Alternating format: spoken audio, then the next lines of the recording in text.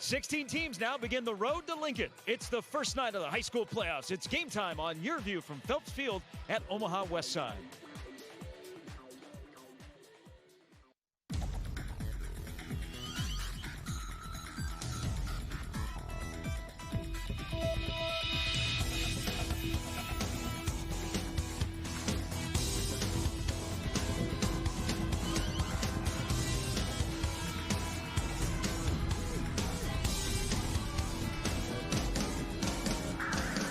The color of the leaves can only mean one thing in high school football in the state of Nebraska. It's time for the postseason. It's the opening night of the playoffs between Omaha Westside and Lincoln East. A field of 16 on the way to Memorial Stadium in Lincoln, and only one unbeaten. That's the number 1 seed, Omaha Burke. Tonight is a matchup of number 4 against number 13. Already, Millard South has advanced with a win earlier today. The winner of tonight's game gets Millard West or Creighton Prep next week in the quarterfinals.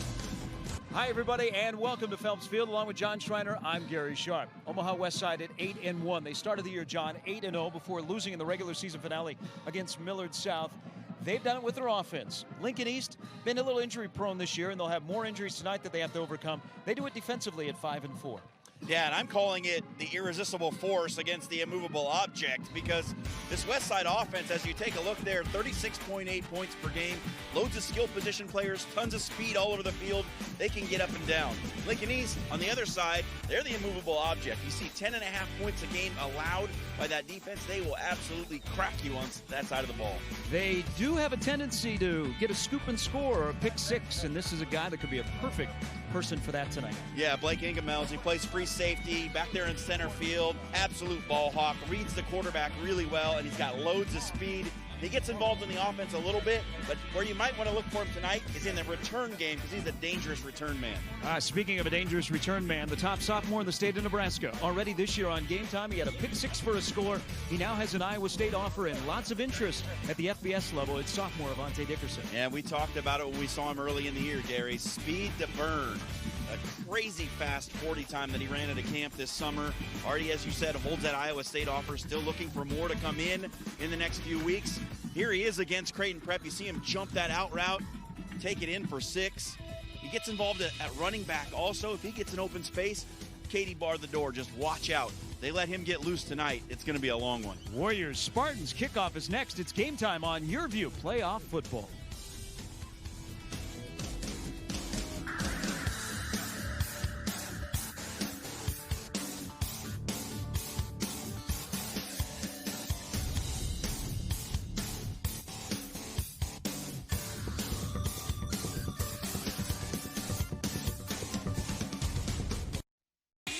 Game Time high school football action on YurView is presented by Iowa Western, the world is waiting, and by Cox Business Security. Join us all fall long for some of the top high school football from around the country on Game Time. For in-depth interviews, behind-the-scenes coverage, recruiting updates, and more, be sure to visit YurView.com, your home for high school football.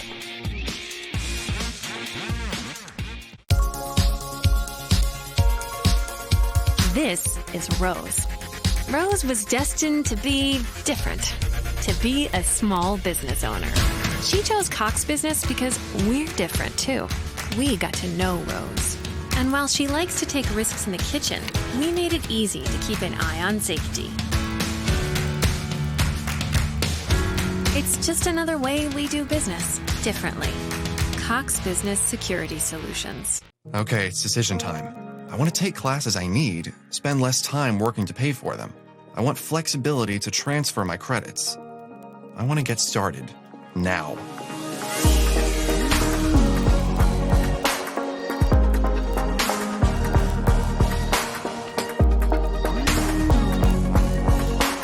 Find your path at iwcc.edu and get hands-on, real-world experience. Start now at Iowa Western. It is playoff football from Phelps Field as the number 4 seeded Omaha Westside Warriors, 8-1. They make their way onto their home field The higher seed hosts in the state of Nebraska all the way through. Westside, as we mentioned, started 8-0 before falling in the last seconds to Millard South at the end of the regular season. Nothing's really changed for them despite that loss. These are things they're going to do well tonight, or they must do well tonight, John. Yeah, keys to the game for the Warriors. Sell out on the Sellens, the twin linebackers for Lincoln East. They will disrupt your offense if you don't put bodies in front of them. I Spy, containing the quarterback tonight is going to be a big deal. Lincoln East gets the ball to a variety of different players in a variety of different ways. And Avante guard. Okay, it's cheesy, right? Yeah, but it is. It's very cheesy, but it's true. He's gonna be back there in the secondary, and if you throw at him, you might pay for it. So if Avante Dickerson can get a big play tonight for that defense, thumbs up for the Westside Warriors. Lincoln East finished the regular season losing at Grand Island, but prior to that, they had won 4 in a row, including upsetting Millard West. Yeah, keys to the game for them, deception. Westside defense flies around. You need to deceive them and get them flowing one direction. We'll get back to the rest of those keys in just a minute. You see the opening kickoff as East won the toss, and they deferred to the second half, and the kickoff into the end zone, the touchback, and at the 20-yard line. We'll get another look at a young quarterback that we saw earlier in the regular season in the 37-2 victory against Creighton Prep. But before that, these are some of the keys that East will have to do against Mr. Payton. Yeah, scoring defense. The offense needs help. There's no doubt about it for Lincoln East, but the defense can do that by getting a score or setting up a short field. And then when I talked about it in the open, the return game. Ingamels needs to get a big return and set that offense up in good field position. This offense averages 322 yards per game. Cole Payton, the sophomore, is the starting quarterback. And he starts with a handoff up the middle to Avante Dickerson for a pickup of 4. Dickerson, one of the most talented players in the Midwest. He'll run it, he'll catch it, he'll return it. Payton will throw it on second down, and it is through the hands of the intended wide receiver, Dylan Packett. In this offense, 322 yards per game. 8 of the 9 games, they scored 29 or more. Undersized offensive line, but they are fabulous with their technique, and they keep the sophomore southpaw upright. So 3rd down and 6 now, as Payton looks over a 4-man front. And on the stretch handoff to Dickerson with a blocker in front, he turns it up, and he's going to fall forward, I believe, for the 1st down. Enough to get to the 30, and if that's the case, Avante Dickerson has a 3rd down conversion to the 30-yard line. Here are the starters. Payton, the quarterback, only a sophomore. There's some youth on there. They are led, though, by their center up front, and Nolan Miller-Johnson. Deuce, as they call him, in his 3rd year as a starter. Yeah, and he's not a big guy. 5'7", 185 pounds, but he can get out and move. So it is a 1st down. Dickerson with 2 carries, 10 yards. Here's his 3rd carry. Running to the right side, trying to cut it back, and to no avail against this Lincoln East defense. But let's take a look at their starting 11. A defense that only gives up 11 points a game. On the season, they've only allowed 95, and that is the lowest in Class A.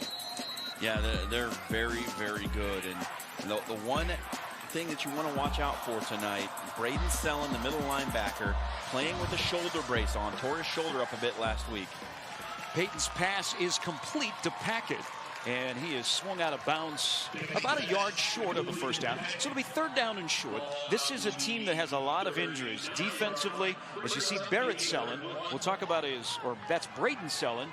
The twins, there's Barrett. Braden wears 6. Barrett wears 9 right next to him. They have injuries on defense. They have injuries to the quarterback. And Dickerson is stopped short. He did not get back to the line of scrimmage as Barrett Sellen gets his 70th tackle of the year and forces Brett Freund, the head coach of Westside, into a decision here on 4th down and short, and he will go for it. No hesitation as Payton comes under center, just underway, opening possession, opening night of the high school football playoffs. And this may be an attempt as the play clock winds down to draw East offside. Instead, Westside will take a timeout. A minute and 39 seconds into the game, facing a 4th down and 1 at their own 39-yard line. There's Brett Freund, who is in his 10th year as the head coach, 66-37. This is a program that has now been in the playoffs for 9 straight years. Last year, they made it to the quarterfinals, but lost to eventual runner-up Kearney. We mentioned a little bit in the open, John. 8-1, maybe a little ahead of schedule. They got off to an 8-0 start. They lost to Millard South. They're currently ranked number 6. They come in as a number 4 seed. I don't think when the season began, they were flying under the radar. Anybody thought they would be a 4 seed. There's John Gingery, the longtime head coach of Lincoln East, now in his 22nd year.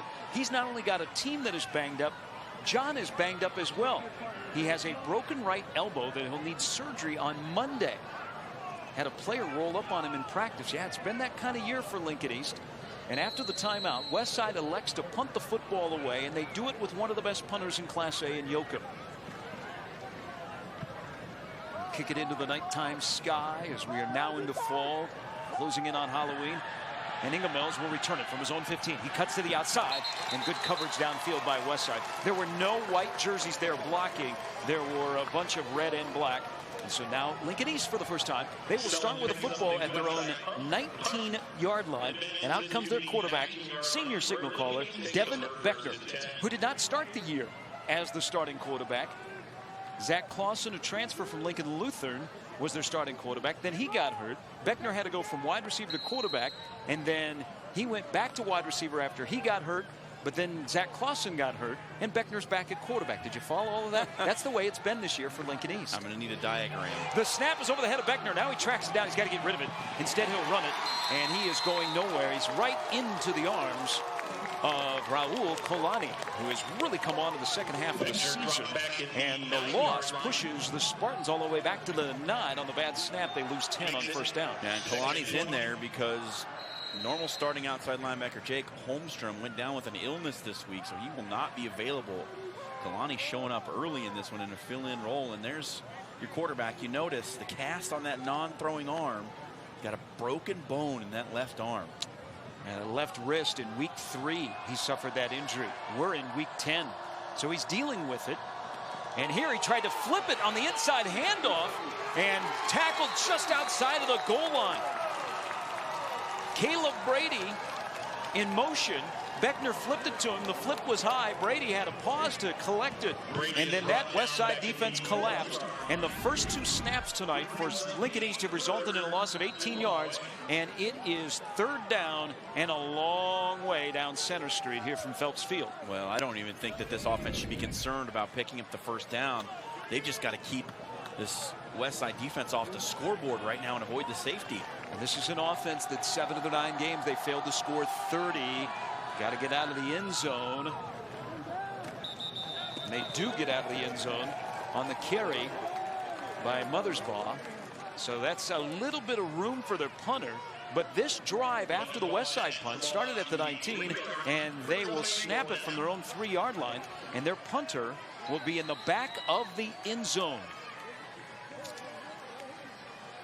Jack Larson, who averages 34 yards per punt. You see he's on the back edge of the end zone, and a good punt away considering the conditions. But it is returnable, and it's going to be a big return inside of the 25-yard line.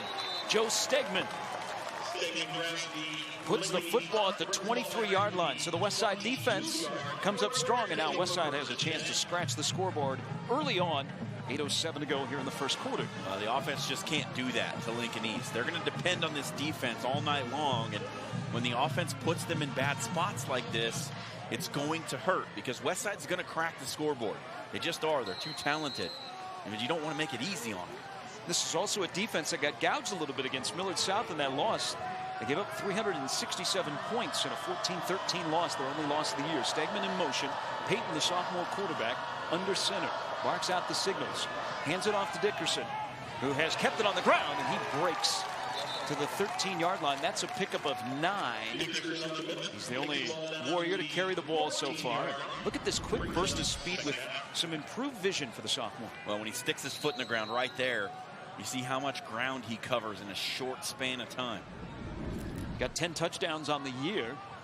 2nd and 1 from the 14, and here's Dickerson now in the backfield, and he's going nowhere. Good job by Lincoln East. Matt Myers was the first to get to Dickerson. He hauled him down and then got some help from a Lincoln East defense that this year they've pitched a couple of shutouts. They had a game earlier this year against North Star in which they had 17 tackles for loss.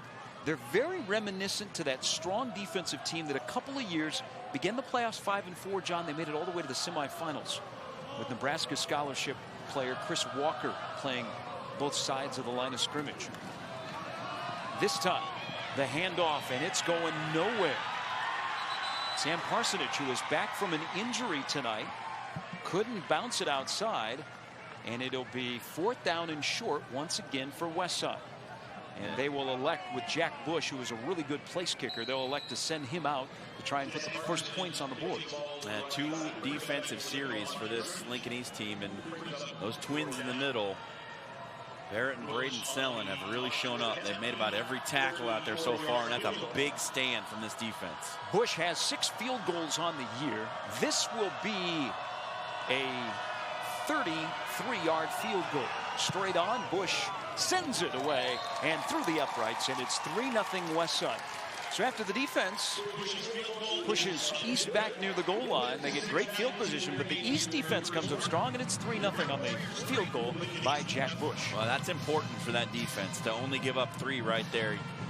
Your offense got dragged into a hole, and then the punt team didn't really cover that well, but the defense stood up and gave up the minimum on what could have been much worse. 16 teams in Class A beginning tonight. We'll be down to 8 next week. We'll have a game for you a week from tonight. The winner of this game will take on Millard West or Omaha Creighton Prep. Already one final today at Buell Stadium. Millard South defeats Lincoln Pius X 35-14, and they will await the winner of Omaha North and Grand Island. You saw the bracket in our open. We'll keep you updated on scores, and we'll show you that bracket again as we move along tonight. As Ingemels is back to return the kick. 3-0 in favor of Westside. Westside 8-1. This year against winning teams, the Warriors are 3-1, and they're unbeaten here on their home field, Phelps Field. In the high seed throughout the playoffs, they get to host in Class A. That is the only class in Nebraska where that is the case. And as this kickoff will head into the end zone. And here comes the Lincoln East offense for the second time.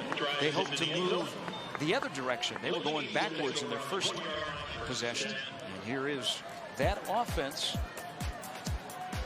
led by their quarterback, Devin Beckner. It's an offense that doesn't produce a lot of points. They're going to need to shorten this game, though.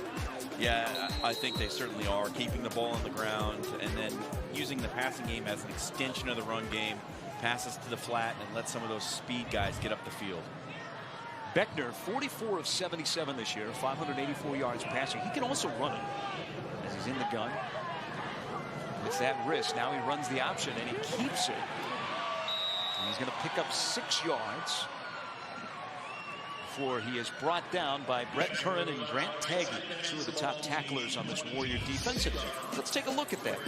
Starting 11, Tyson Guzman at cornerback has been offered a preferred walk-on spot by Nebraska, and he plays opposite Avante Dickerson. Yeah, that's the no-fly zone here at Westside. Pickup of 6, and Beckner calls his number once again. He'll be about a yard shy of the first down. Beckner 5'10", 150. You said it, Gary. Beckner, big part of this running game. He's second on the team in carries on the season, and that's why I thought one of the keys to this game was how that Westside defense would respond to Beckner running the football. In their loss at the end of the regular season, 24-3 at Grand Island, Lincoln East was only able to produce 137 yards of offense.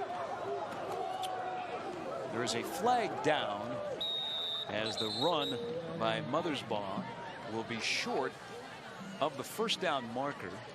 The flag came from the Omaha Westside sideline, and our referee, Ron Stolman, indicates that it is on Lincoln East. Our setup here, and you're wondering, and you're probably right now hollering at your screen and wondering how come Ron is not taking care of the game time guys by facing us. Here at Westside, the setup's a little bit different. We are opposite the press box. We are on the other side where actually Westside is, and their home fans are located. As you see, that's opposite of us. So that's why Ron turns and he prefers the guys in the press, the guys and gals in the press box more than us. We'll get that fixed during the game. We don't have a complex about it or anything. No, the penalty was on Lincoln East. It was declined by Westside. So here's the second punt by Larson. 3-0 Westside with the lead. Stegman will return it again from his own 30-yard line. Get about 7 yards on the return. And they're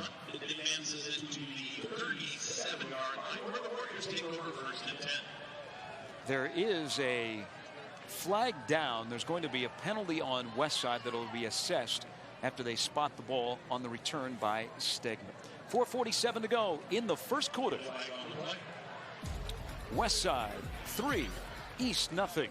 Warriors have the ball after they figure out the penalty.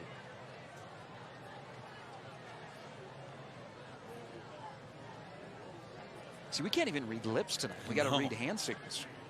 So holding is the call on Westside. So they'll march it off, and that's where the Warriors will start at their own 27-yard line. When you return, opening 9 of the high school football playoffs, Westside leads East 3-0. It's game time on YurView. You're watching Game Time on YurView. For more in-depth coverage of the top players around, recruiting updates, behind-the-scenes access, and more, check out YurView.com.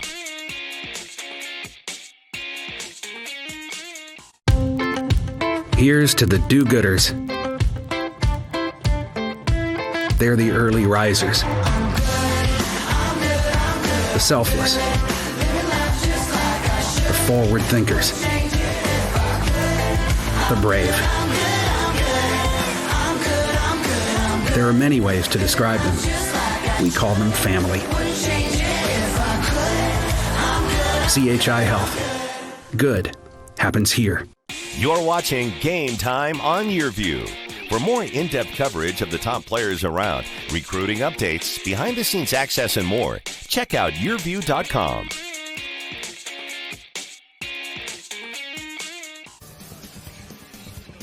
A Jack Bush 33-yard field goal is the only score so far. 3-0 in favor of Westside. Welcome back to Phelps Field, Westside High School. Along with John Schreiner, I'm Gary Sharp with our entire Game Time crew. And a fired up Westside Warrior cheerleading group. And a carry by Stegman, or actually Parsonage. And he comes up a little bit gimpy. He had been out for the last couple of games of the regular season. Just got back tonight. And on that carry, he's going to struggle to make it to the sidelines in this high-tempo offense. He almost snapped the ball before their injured teammate got off the field. Peyton now chased out of the pocket, looking downfield. Good coverage by East. Peyton will turn it up and run. He got by Sellen and then knocked out of bounds. Possibly a little bit late. He took the hit from Peyton Stoppel right on the sideline. It's enough for a first down, no flag, and move the sticks. And Westside is not wasting any time as you get a look at this run by Peyton, but the hit by Stoppel. Yeah, it's a good job of Peyton escaping the pocket, and it's close. Acceptable no call. So now in the third possession, Westside has picked up the tempo as a handoff to Dickerson for minimal gain. Hey, this week on YurView's high school football recruiting podcast, Over the Middle, I've been telling you all season, this is a great listen if you're into high school football recruiting. It's even more this year for our viewers right here in Omaha and Nebraska and the surrounding area, because it is all about the Cornhuskers. Scott Frost is in Lincoln. Nebraska now 1-6. Turning it around on the field and the recruiting trail as Peyton's pass is caught, and it'll be close to a first down. And is hauled in by Grant Teggy. But this week, Jeremy Crabtree is joined by Sean Callahan from Huskers Online to talk about why things should work out with Scott Frost this time that it hasn't not worked out in the past at Nebraska. Also, Jeremy previews the big high school football matchups this week on YurView Omaha and YurView Oklahoma, and dissects two of the nation's biggest surprise recruiting classes. All that and more this week on Over the Middle podcast. Check it out on YurView.com. Braden Sellen just made another big tackle. And those twins, Gary, the way they have played this season, I think they're probably earning themselves some college scholarships in the future. Those two linebackers, they got some looks from some lower level schools. They're probably going to play somewhere next year. Braden has an offer from South Dakota. End around. Curran stops, starts, runs forward, gets hit hard at the 45-yard line for maybe just a couple of yards. Again, this Lincoln East defense, great pursuit. They don't have Division I prospects falling off the sidelines onto the field. They just play really good sound defense, and that's kind of been a staple in 2 decades plus of John Gingery at Lincoln East. They're going to be physical, they're going to play defense, and they're going to try and take your mistakes and turn them into scores. So on 3rd down and 7, Peyton's under trouble. Now out of the pocket, lofts it downfield, it's caught, it'll be a first down. Curran caught it, and a good job by Peyton. The southpaw rolling to his right completes it on 3rd down and move the sticks for the Warriors. And pressure comes from the quarterback's left side, which is normally the blind side, and he feels it, escapes, and completes the pass. That's good quarterback play. All the way down to the 34-yard line. Now Peyton in the gun, quick toss. Caught by Stegman, and he'll be close to another first down. Cole Peyton, during the regular season, 97 of 161, finished 9th in Class A in passing yards per game, threw for nearly 1,300. Strong arm, he's a baseball pitcher. Threw for 153 against Millard South last time out. 2nd down and 1 after the 9-yard pitch and catch.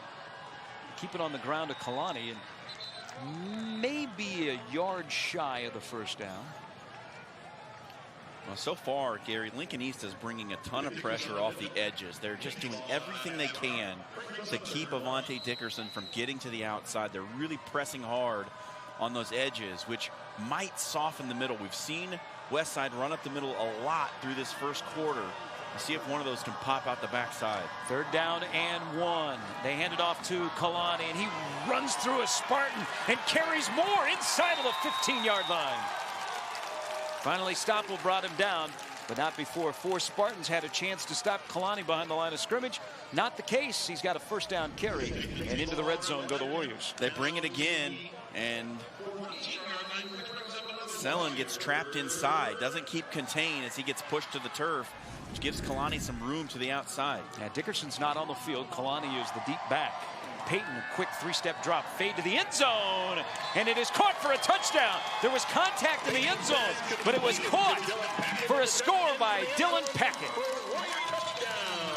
Dylan Packett has really come on late in this season. 19 catches, 363 yards. That's his 8th touchdown reception on the season. This is a simple fade ball. 3 steps and chuck it. Maybe a little push off on the back end.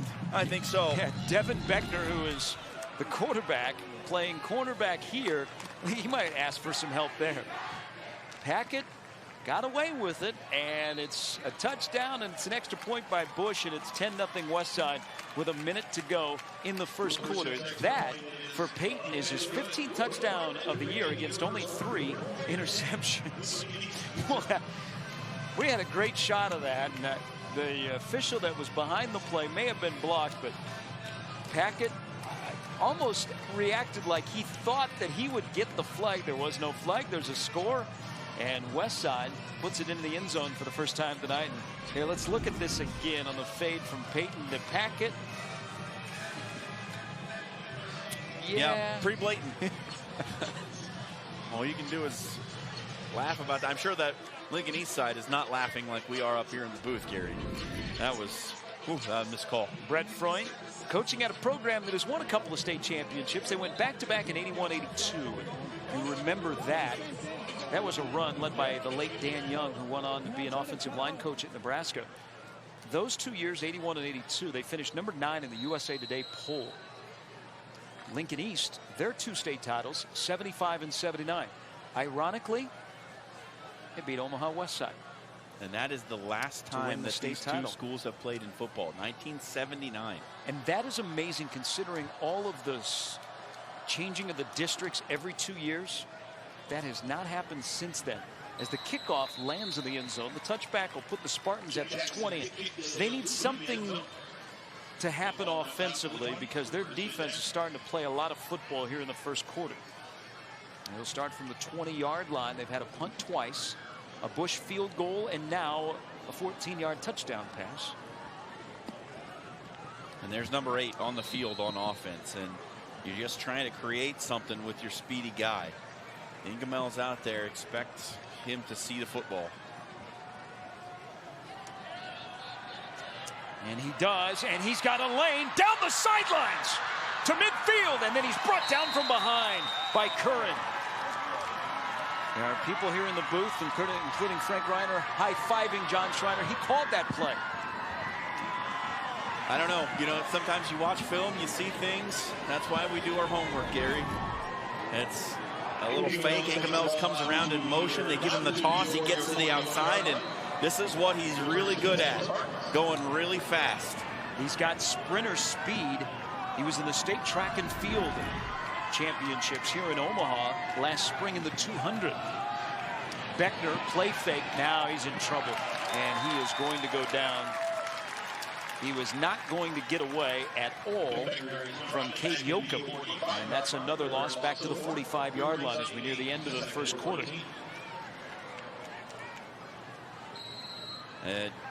That's what the offense doesn't need. You come up with a big play and then you go backwards on the very next play from scrimmage. It just puts the offense in such a big hole now.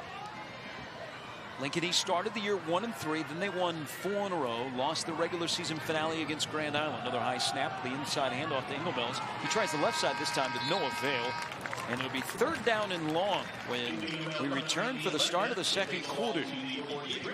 The big run, can East do anything with it? As they trail 10-0 after 1.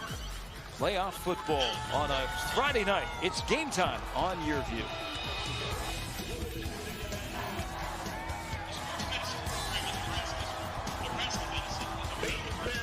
Transform your existing space today with a new remodel from DeLoa & Sons. No matter what your budget is, our in-house design team will bring your vision to life, providing the quality craftsmanship you expect. And you work directly with the owner during all phases of your project, remodeling residential and commercial spaces for over 20 years. DeLoa & Sons. Design, build, remodel. Start your new project today. Call or learn more at DeLoaConstruction.com. This is Rose. Rose was destined to be different, to be a small business owner. She chose Cox Business because we're different too. We got to know Rose. And while she likes to take risks in the kitchen, we made it easy to keep an eye on safety. It's just another way we do business differently. Cox Business Security Solutions. Now at H&H, Factory Direct Clearance Pre-Owned. As a new car dealer, we get access to Factory Direct used vehicles before the public. And we just got a shipment at all 3 locations. Visit hhautomotive.com and click Factory Direct to see them all. Deals like this 2017 Camry, only $16,000. We're passing the savings on to you at all 3 H&H locations. Or shop online, hhautomotive.com. 10-0 as we get set for the start of the second quarter between Westside and East. Are you looking for a new career? Explore our programs in business, health, and technology. Get going today on your career path by visiting iwcc.edu. Iowa Western, the world is waiting. 3rd down and 12. Beckner under pressure, and he'll go down at midfield. He had no shot for the play to develop as Westside brought extra pressure, and they will force East into a punt. He's leading the charge was Jerry Harwood.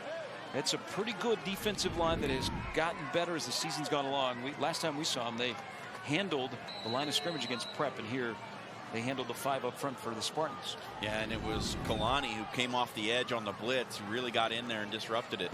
Larson punts it away. Dickerson is back to return this one. He will not have an opportunity. The Spartans will down it at the 24-yard line.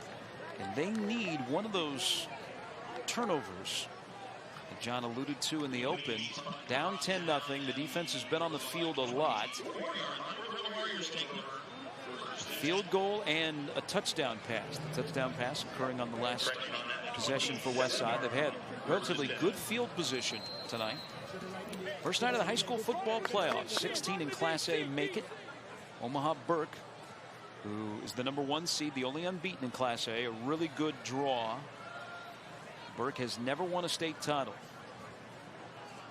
0-3 in finals. Last year lost in the semifinals. They're taking on Papillion La Vista tonight. Parsonage who had limped off the field on the last offensive series, maybe gets a yard or two. Westside has a pretty deep core of running backs. It's not just Avante Dickerson, and they change it up kind of on how fast they want to go. Yeah, it's been an interesting rotation for them in the backfield this year, Gary. And we talked early about Lincoln East needing to shorten this game. I think Westside's interested in shortening this game right now. Parsonage has over 400 yards rushing this year. Snap back to Peyton, quickly turns and fires it downfield, and it is caught by Packett, who has a touchdown reception tonight, and he has a first down catch here all the way out to the 38-yard line. That's a pickup of 10. Yeah, such great timing between Packett and Peyton. Watch, Peyton just turns, rocks, and fires, and right when that ball arrives, Packett was out of his break, and there was no defender around him. How can you cover it? Peyton is only a sophomore. A game this year where he nearly threw for 300 yards against Gretna. Looks to the sidelines. Brett Freund, the head coach, also heavily involved in the offensive play calling. They've had some really good skill players in his decade as the head coach. Parsonage around the end. Boy, that looked really good. He had a head of steam, and then he went and met Chris Karmazin, who brought him down with an open field tackle. And if he doesn't, Parsonage is well into Spartan territory. That's one of the things that makes this defense so good is their pursuit angles are often perfect. And you saw it right there. It looked like there was something happening on the outside, but the flow from the inside got out there and met him right at the point of attack. It's a 4 seed versus a 13 seed. Westside the 4 seed, Lincoln East the 13 seed. East brings pressure. Peyton steps up, fires it down the field. He wanted Dickerson, but Dickerson got tangled up with Beckner, and the pass ball is incomplete. And now it'll be third down. First time that we have seen Dickerson try and stretch the field in the passing game to no avail. I think Beckner, who got the short end of a call in the end zone, might have gotten away with one right there. I think he had hands on the hips of Avante Dickerson as Dickerson was going by him. Dickerson, who ran a 4.37 this summer at a rivals camp, ran a 4.440 at Nebraska's camp in the pattern here. But Peyton goes deep downfield. He wanted Curran.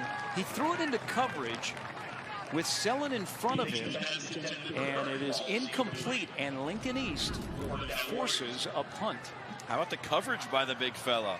Middle linebacker Braden Sellen right there with one of the best receivers in the Metro on the season, Brett Curran. I think Curran wanted to slow up to get contact, but Sellen was savvy enough to kind of know what was going on. And that's a big stop for East, down 10-0. 9:31 to go in the first half, and Yoakum is back to punt. He'll send it from his own 32, high in the air. And East will let it bounce, and that's a good roll for the Warriors as they will watch it come to a stop at the 13-yard line.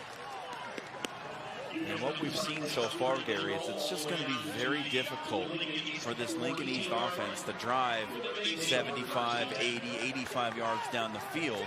They can pop a big play here and there, but they really need a shorter field.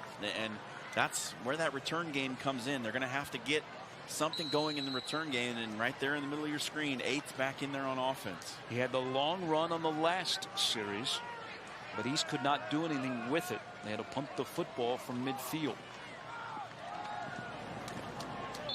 And a short gain here on the carry by Mothersbaugh. This is an offense that 4 times this year in 9 regular season games scored a touchdown or less. Are you interested in an exciting career in media studies? Check out the opportunities in TV, radio, and sports promotions at Iowa Western. Visit iwcc.edu. Iowa Western, the world is waiting. We will learn more about the media studies program coming up at halftime. Also, Nate Newhouse, the assistant director of the NSAA, will join us as well. Beckner on another high snap, scrambling, goes downfield, but it is incomplete as the intended wide receiver Stoppel could not haul it in. It's been a little bit of an issue as those high snaps we saw in the opening series offensively for East. A couple of high snaps led to 2 plays, the first 2 plays being run and losing 18 yards. So now it's 3rd down and 9. You're looking at a situation, if you can't get a first down here, you're going to have to punt it, and Westside's again going to get good field position. And it's gone the opposite way of how it's needed to here in the first half for Lincoln East. They'll keep it on the ground, and then breaking out his mother's ball. He was surrounded by Warriors, tried to make something of it. He didn't hear a whistle, wasn't stopped, and he's actually going to lose a yard. Westside forces a 3 and out, and Larson is back out to punt once again. This will be the 4th punt for Lincoln East, and we're not even halfway through the second quarter.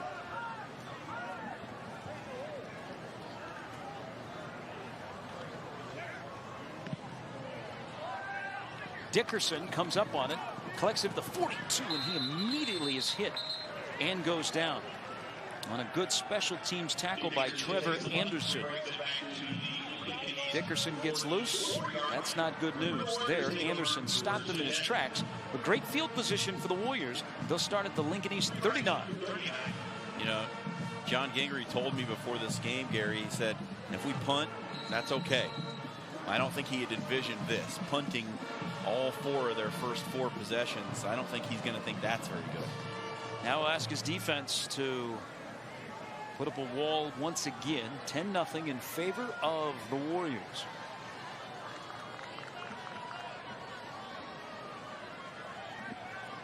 Brett Freund says the sky's the limit for this team now that we're into the postseason.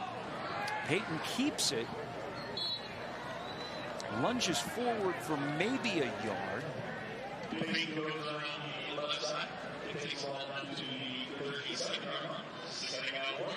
Just here in the stadium, Gary, I think in the last 5 minutes the temperature must have dropped about 10 degrees. It has really gotten chilly here, and I don't know if that's going to have any effect on the game, but it could as fingers start to stiffen up and passes maybe get tipped up in the air.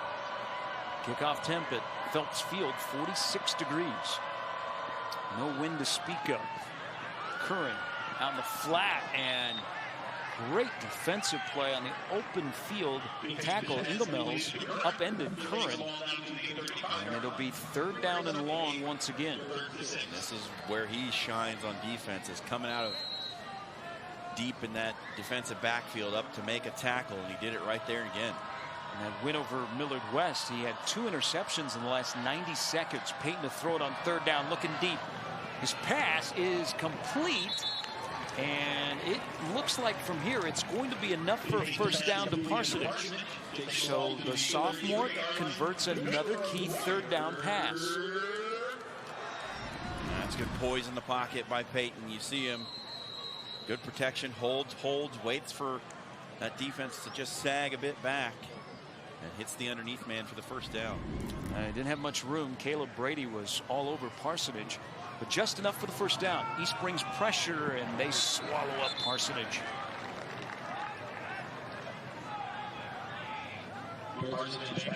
That's the big boy inside, Trevor Jeffrey. 6 foot, 304 pounder. And by the way, he's just a junior, so he's going to be back next year, and he keeps eating. Might be even bigger.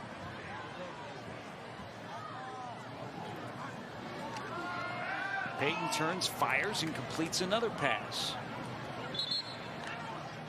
Hackett once again, and he's into the red zone. There's nothing you can do if you're Lincoln East rushing. Payton is so quick. It's maybe a 1.5-step drop, and the ball is away. Oh, that's just what I was going to remark on. The relationship between Payton and his receivers is pretty special. 3rd down handoff to the up man. This will be close to a 1st down. Not signaled yet. Daniel Opperman with the carry, and it is not. It is about a 1/2 yard short. So now it's 4th down and short. Clock running. Nearing 5 minutes to go in the 1st half. 10-0 in favor of Westside. The winner faces Millard West or Creighton Prep.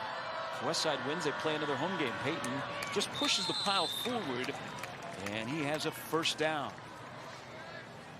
Kind of had his coming out party on Game Time in a 37-2 victory against Creighton Prep, and he has just taken off. Teams around the Metro are shuddering because he's got 2 more years in the Brett Freund offense. And Avante Dickerson's got 2 more years. As you said, they might have been a year ahead of schedule with this record this season. Nothing again for Parsonage. He was clobbered by Barrett Sellen, who broke into the gap and hit Parsonage and stopped him for no gain. Yeah, Sellen's just been coming off the edge all night long, and he put a lick on Parsonage right there. Don Gingery calls the Sellen twins the Silent Sams. Hardly say anything. Boy, are they competitive with each other. This pass just a little over the head of the intended wide receiver Packett.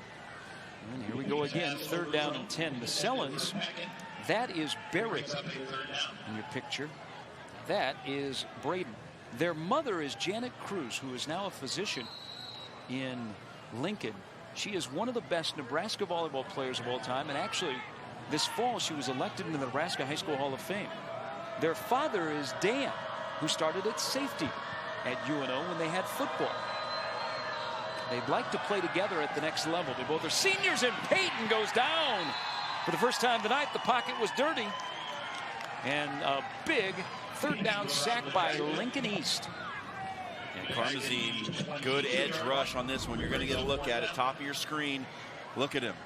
Just bends at the waist and gets around the block, gets in there quickly for the sack. That is good speed rush move on the outside by Karmazine. It's his 8th sack of the season.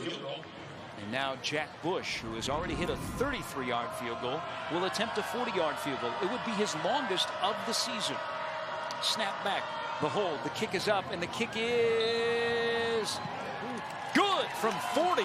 Bush, for the 2nd time tonight, hits a field goal, and Westside gets points out of this drive to go up 13-0.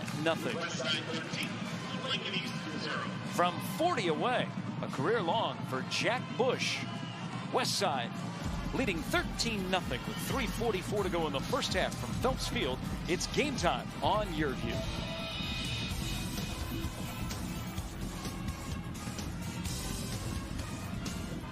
You're watching Game Time on YurView. For more in-depth coverage of the top players around, recruiting updates, behind-the-scenes access, and more, check out YurView.com.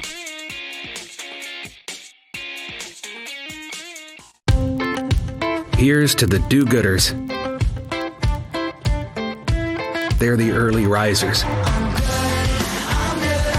The selfless. The forward thinkers. The brave. There are many ways to describe them. We call them family. CHI Health. Good happens here. You're watching Game Time on YurView. For more in-depth coverage of the top players around, recruiting updates, behind-the-scenes access, and more, check out YurView.com.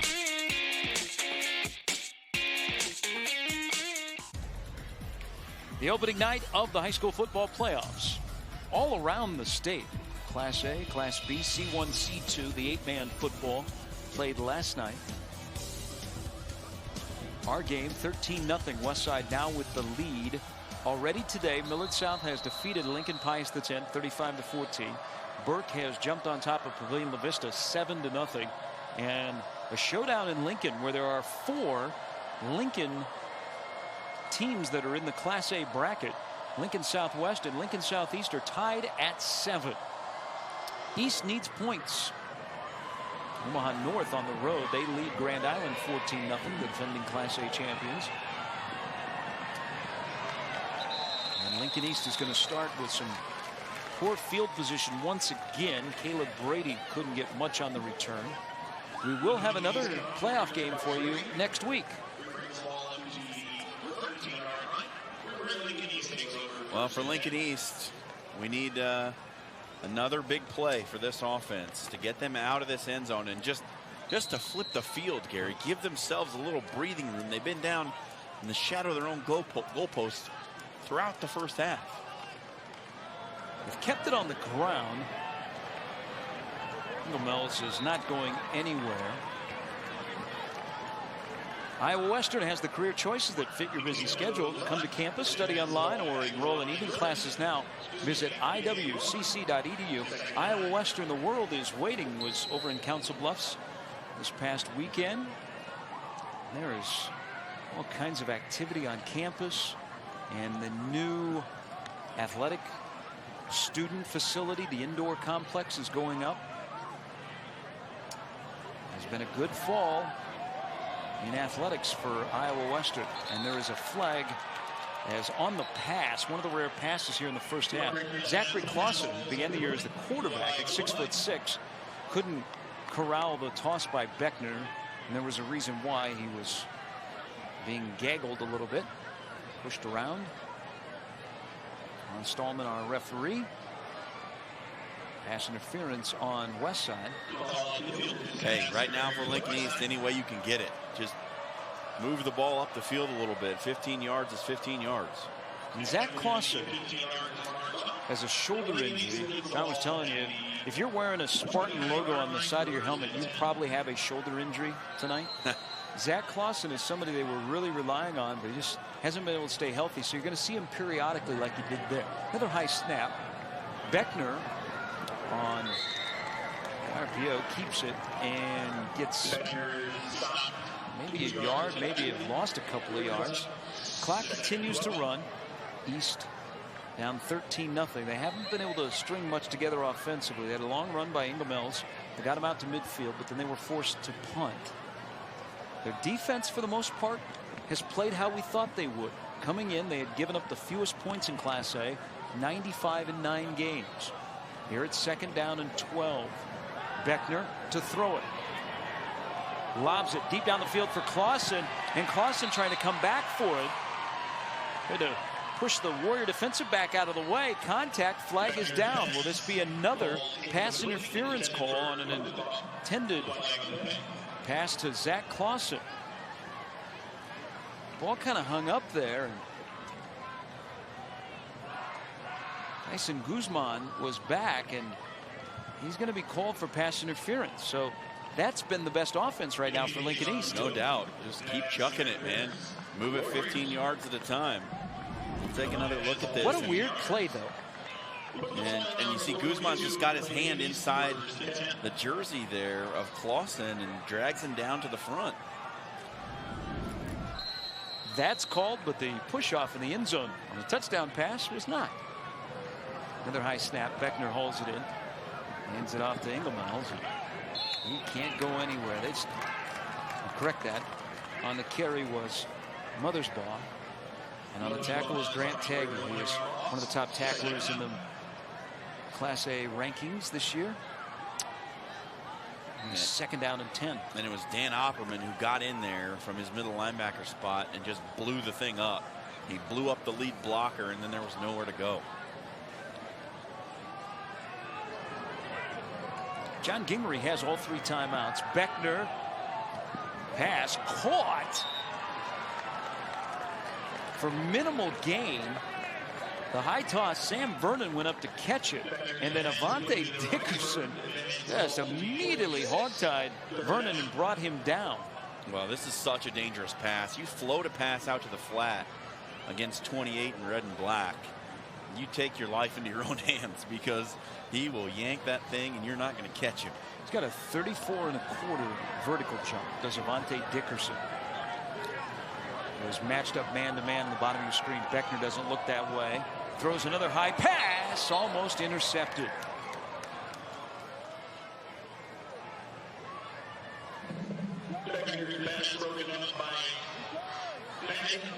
Just got to find something. This Lincoln East offense, at least they've gotten it out now to near midfield. This punt's going to probably end up inside the 20. And it's good for that defense to just sit over there and rest for a little bit. Larson's punt, Dickerson's return.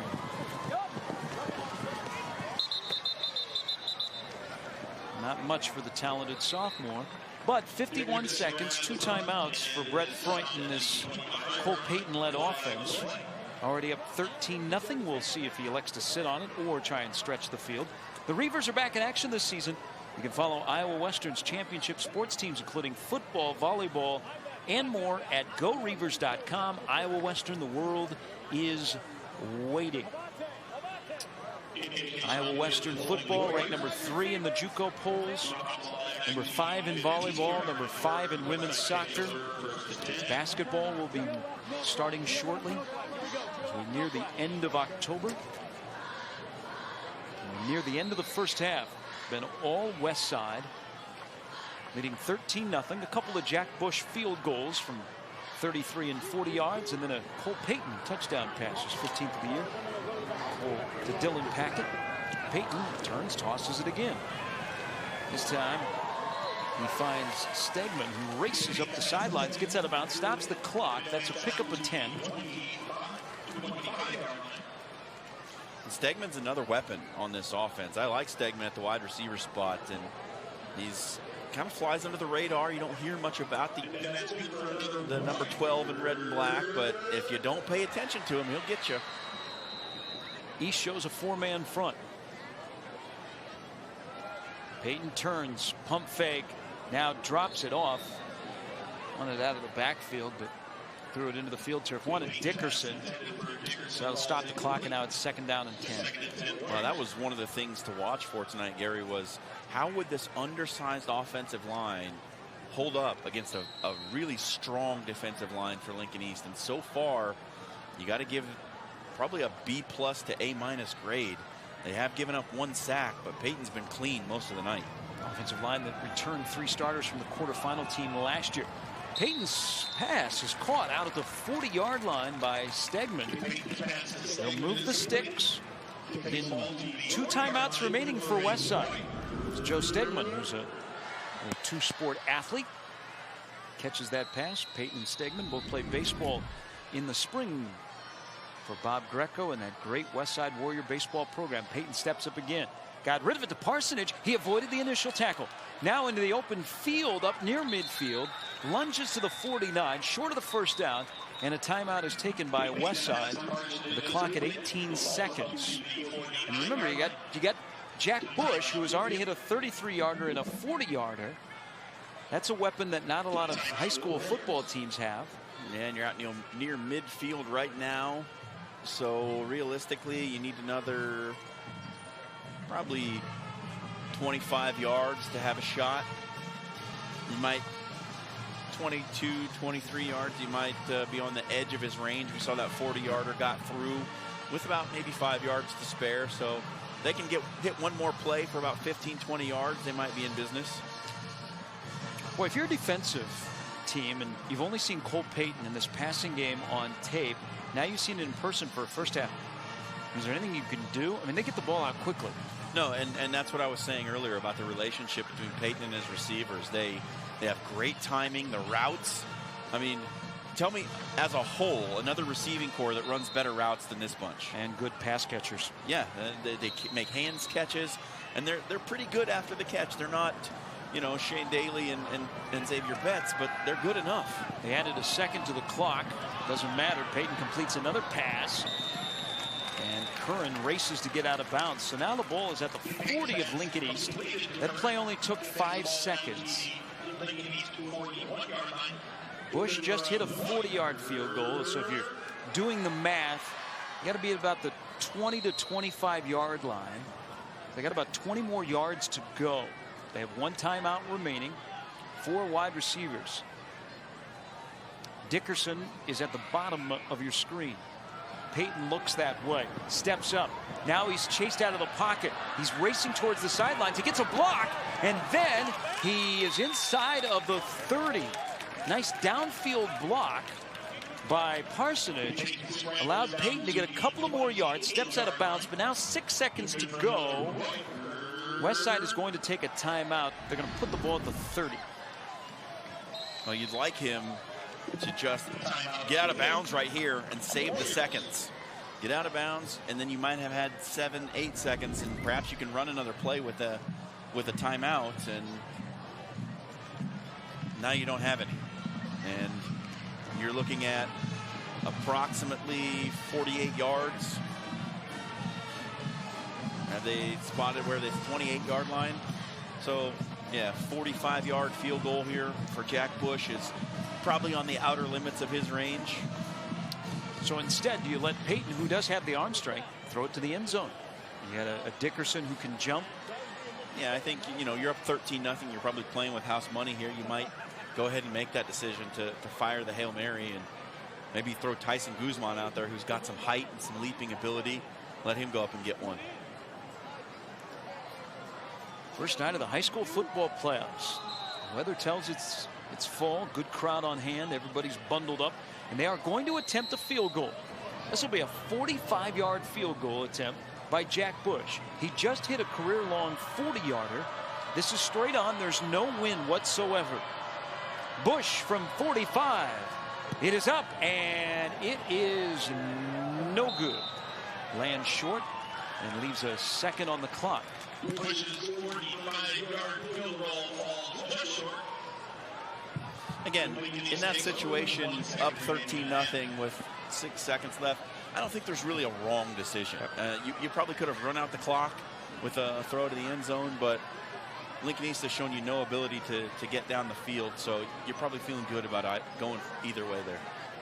One thing we've seen with Westside is their kickers usually do well in the spring. They're off the Westside boys soccer team, which is one of the better soccer programs in the area. Lincoln East, good soccer program as well, and they'll take a knee, and that is the end of the first half. Westside leading 13-0 as Lincoln East will go into the locker room and try and find a solution for their offense. Lots coming up at halftime. Talk to Nate Newhouse from the NSAA. Find out more about the media studies program at Iowa Western. We'll take a look at stats, highlights, analysis. That's all still to come from Phelps Field. 13-0. Westside leads East at the break.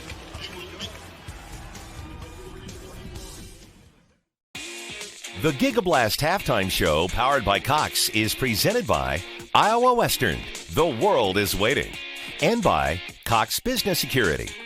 Join us all fall long for some of the top high school football from around the country on Game Time. For in-depth interviews, behind-the-scenes coverage, recruiting updates, and more, be sure to visit YurView.com, your home for high school football.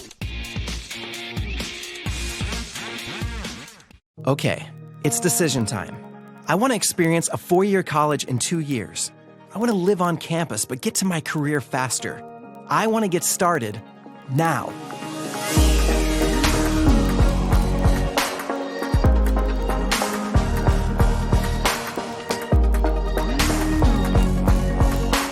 Find your path at iwcc.edu and get hands-on, real-world experience. Start now at Iowa Western.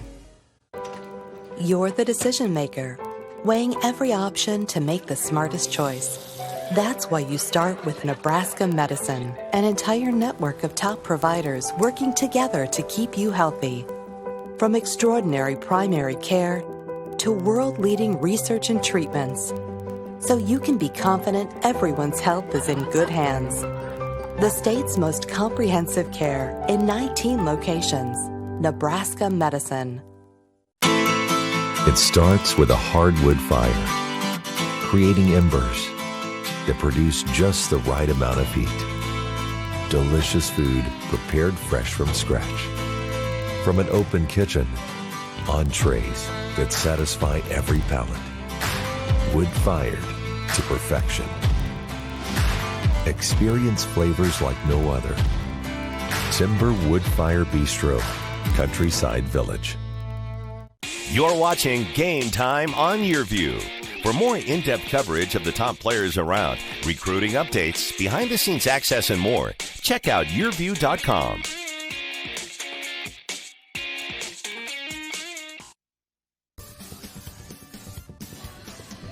Welcome back. It's halftime at Phelps Field in a first-round playoff game between Lincoln East and Omaha Westside. I'm Gary Sharp, along with the assistant director of the NSAA, the Nebraska Scholastic Activities Association, Nate Newhouse. Welcome. Thank you for making it out. You're a busy guy on this first night of the playoff season.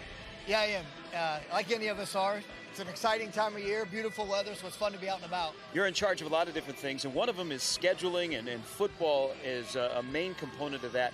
Give us and our viewers an indication of what last Friday night and Saturday morning is like when you put this whole bracket together. Sure. Friday night's mostly a waiting game, waiting for the scores to come in and complete the regular season. I'll get into the office, make sure that all the scores are submitted. I also got to make sure that all the out-of-state games and schedules are updated. Once we have all that in the system, we can run the reports and get started on who the district winners are and what the PowerPoints look at so we can actually see who makes the playoffs. Here in Omaha this year, we saw the districts change, and they changed quite a bit. You had some additions to Class A. Some teams dropped down to B. You had some teams drop down to C1. But specifically here in Omaha with Class A, how did the districts work in terms of how you assign different schools? You know, the Class A schools did something a little bit different than the other classes. They actually assigned their districts based off of a PowerPoint system from the previous 2 years. We'll take the average PowerPoint of the last 2 years, and then we'll serpentine the districts. So it creates a little parity in the districts, and you see that sometimes a little bit better in Class A than the other classes, where they're based off geographic location is how we assign the districts in the other classes. How does football scheduling work during the 9-game regular season? So once we get the districts assigned, each school submits a priority list of 4 or 5 schools they'd like to see on their schedule outside of their district play. Sometimes that has to do with rivalries or some long games that they've played over years past. And then we sit down and start putting the pieces of the puzzle together and try to get as many of those non-district games scheduled that were requests from each team so that the schools have a part in the process.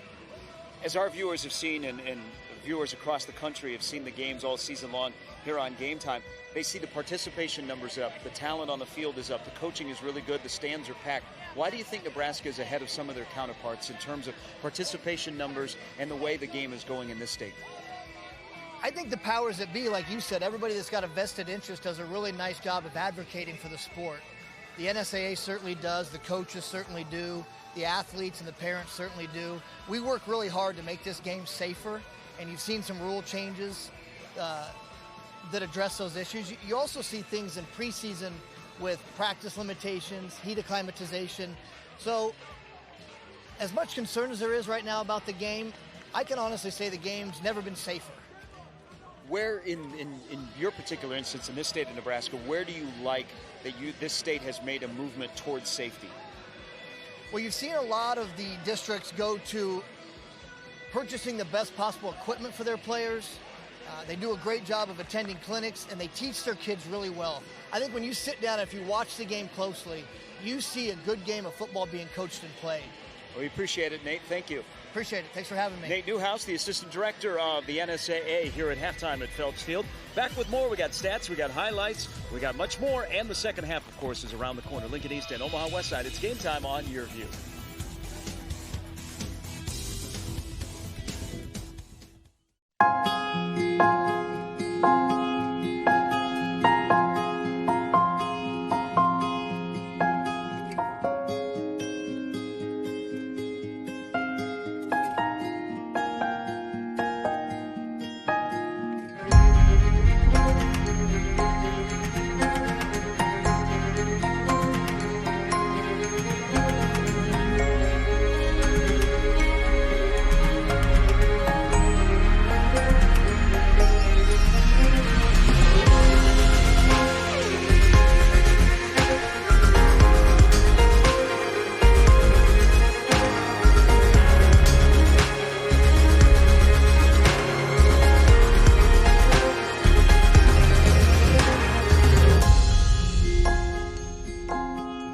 Schedule your campus visit today.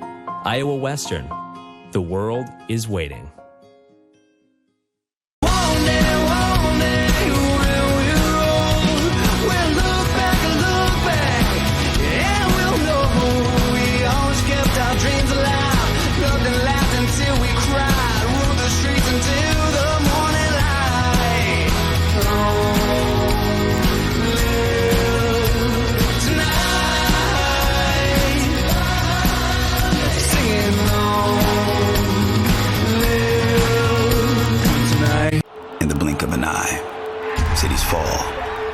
Rise. A heartbeat skips as a man slips gravity's grip, and heartbreak leaps from the brink in a blink. Just think of all the games, teams, hopes, and dreams that live and die because greatness lies in the blink of an eye. This is the sports app on Contour from Cox. Cable TV reimagined to get you right to the good stuff. Tonight's Game Time Player of the Game is brought to you by Iowa Western. The world is waiting. Check out the stories behind the games all season long. Visit YurView.com. Back with you at the half here on Game Time on YurView. First round of the NSAA State Playoffs. Omaha Westside leading Lincoln East 13-0 after one half of play. We'll take a look at the highlights from the first half. Inauspicious start for the Spartans. A couple of bad snaps. Nearly got them tackling their own end zone for a safety, but they would give it up, and it would result in a Jack Bush 33-yard field goal. Westside led 3-0. Cole Payton, he's been scrambling well tonight, distributing the ball to his receivers. Good distribution right here. A little bit of a push off by Dylan Packett, but the touchdown is good. And Westside led 10-0. Best play of the first half for the Spartans came right there. Blake Ingemels got the ball out near midfield, but that Spartan offense really just never got going. And late in that first half, Jack Bush added a second field goal that put us at 13. Warriors threatened to score again right at the break. But Jack Bush's 45-yarder would fall short. And the half ended 13-0. Here are your first half statistics, and on that Lincoln East side, doesn't look so good. Just 24 total yards and 186 yards, 125 through the air for Omaha Westside. As you can see, it's been all Westside here through the first half. We got Gary Sharp coming up at the half with an interview. We'll learn about the Media Studies program at Iowa Western. 13-0 Westside over Lincoln East.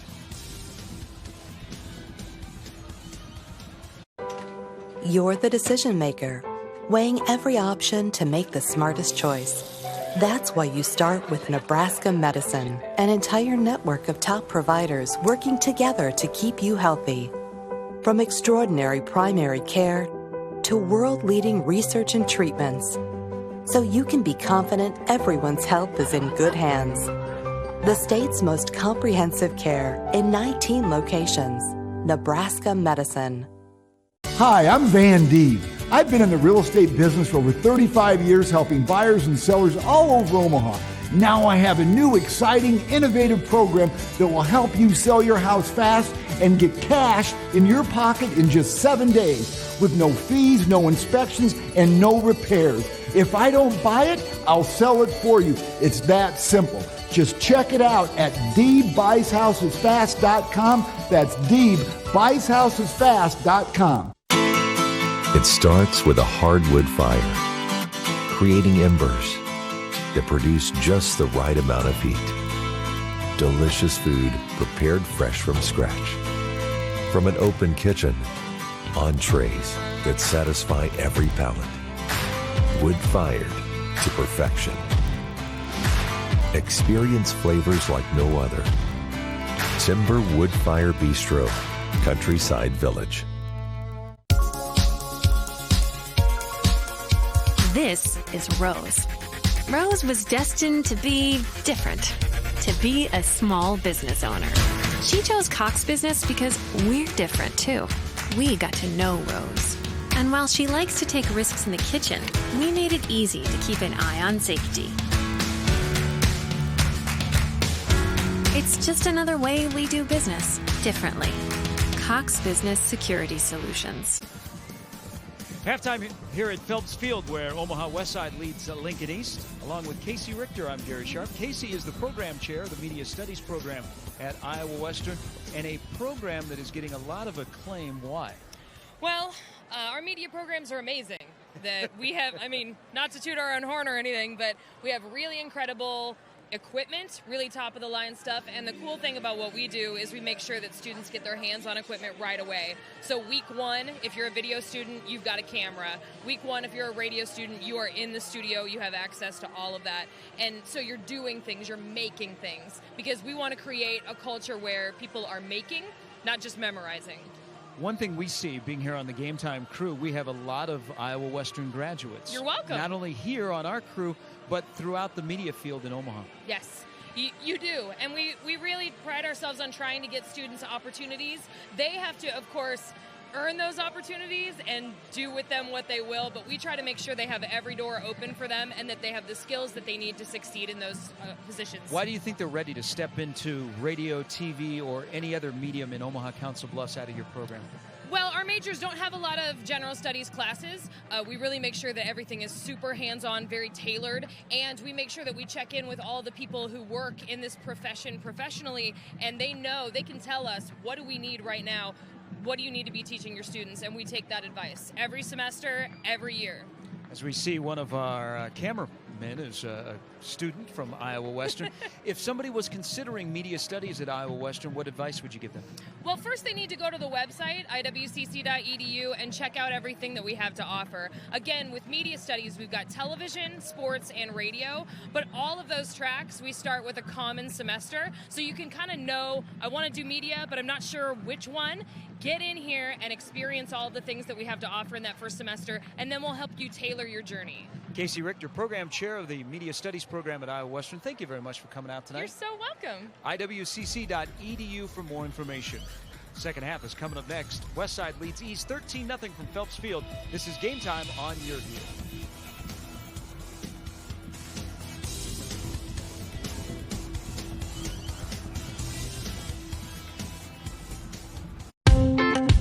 Here's to the do-gooders. They're the early risers,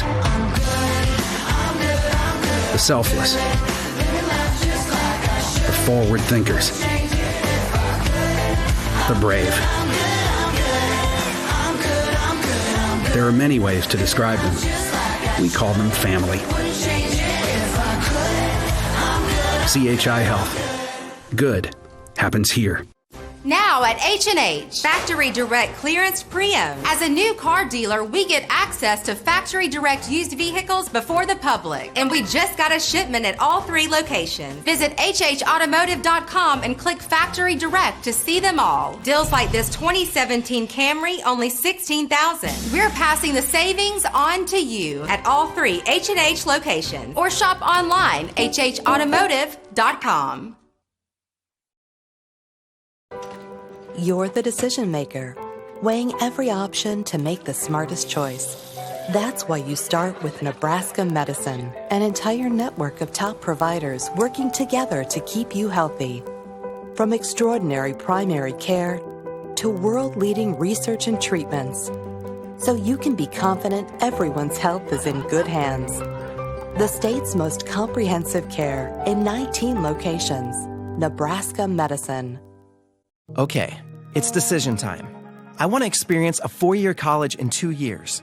I want to live on campus but get to my career faster. I want to get started now.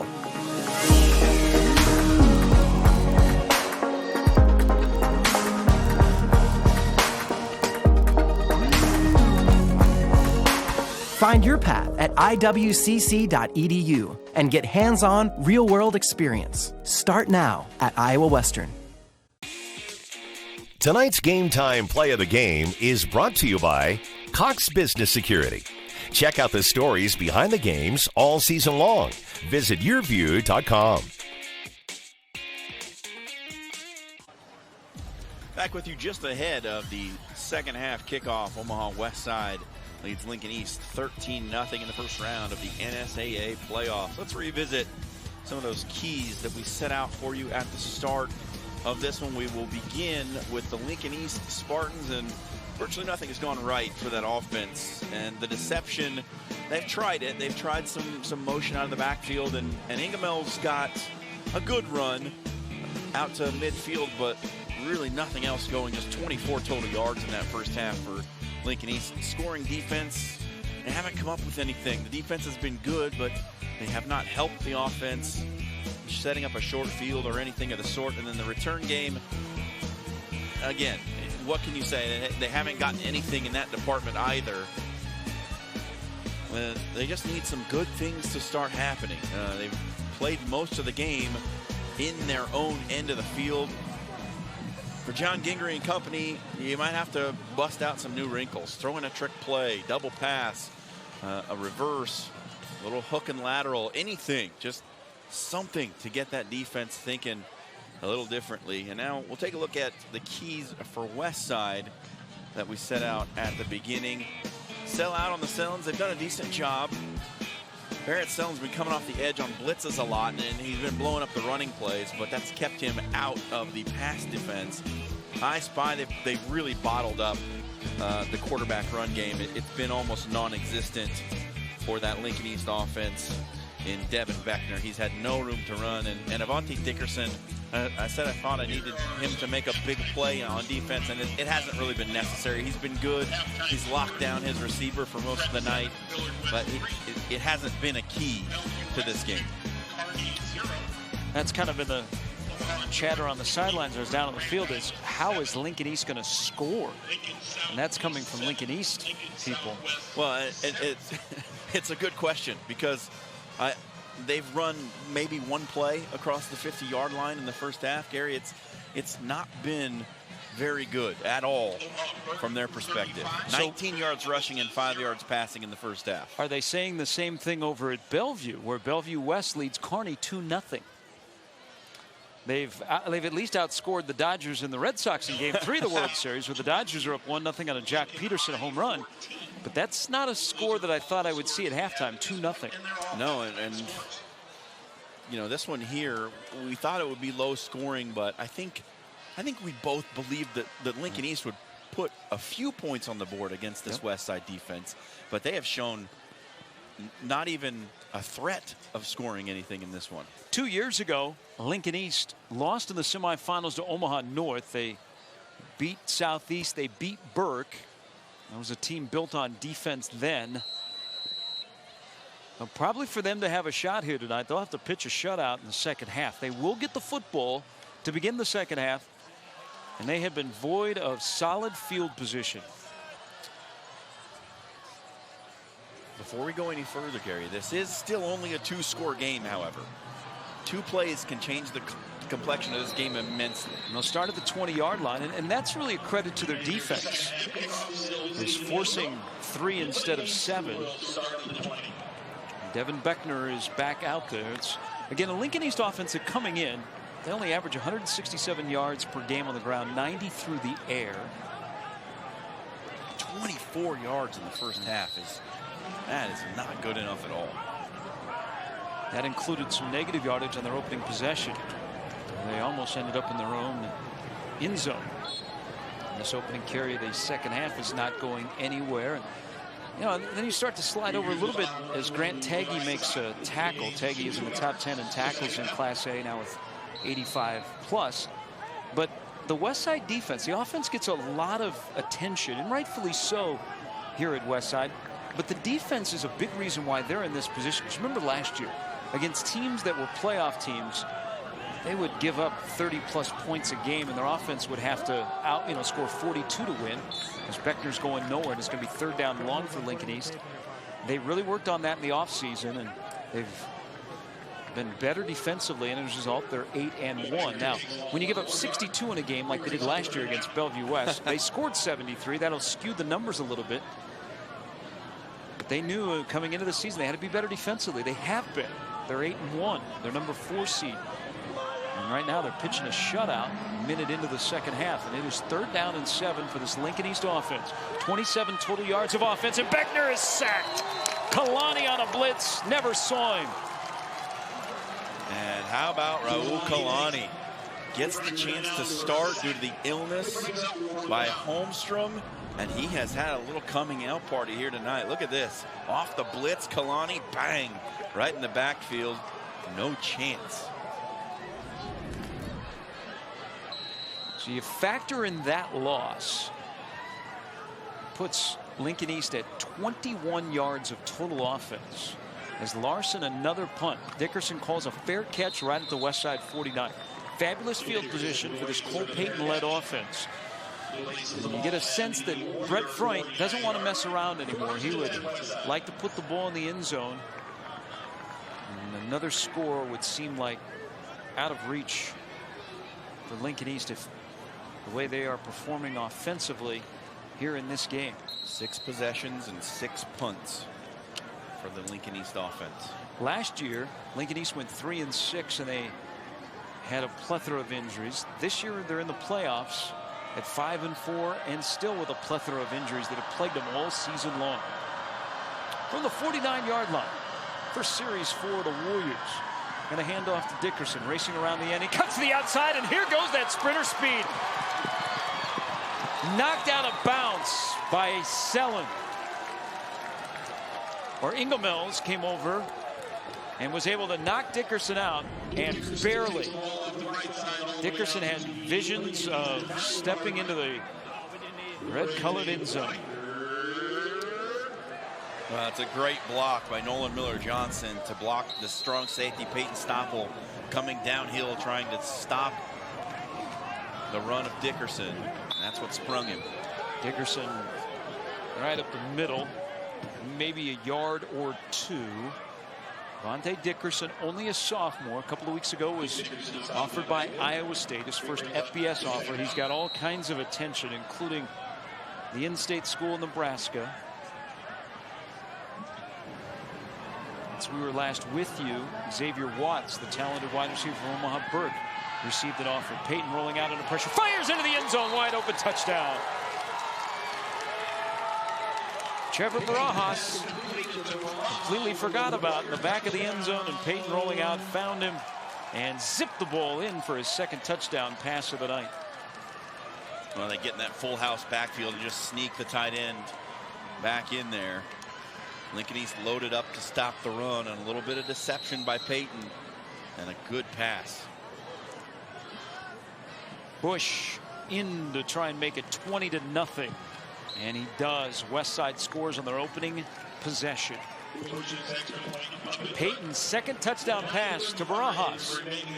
And 2 minutes and 25 seconds into the second half, it is 20-0 in favor of Westside. As you get a look at Peyton's 16th touchdown pass of the season.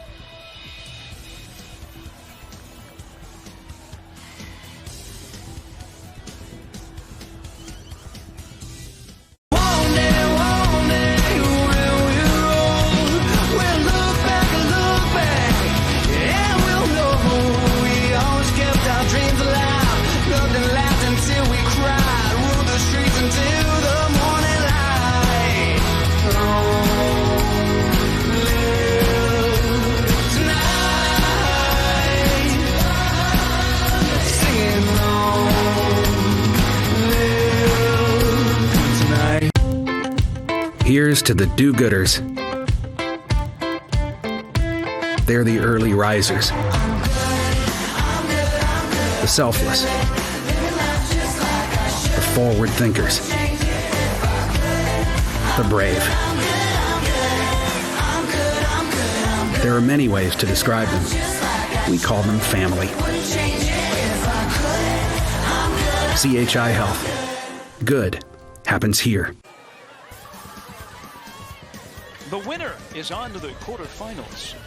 It's Westside. They will host next week either Millard West or Creighton Prep. Iowa Western has the career choices that fit your busy schedule. Come to campus, study online, or enroll in evening classes now. Visit iwcc.edu. Iowa Western, the world is waiting. Big thanks to Media Studies Program Chair Casey Richter joining us at halftime. And big thanks to Don Kohler from Iowa Western for assisting, and Casey joining us here at Phelps Field.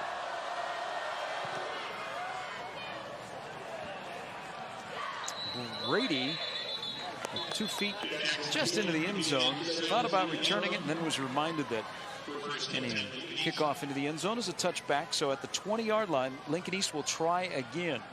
Forced into a 3-and-out, and Westside put points on the board. Opening night of the high school football playoffs will go from 16-8 before the night is over.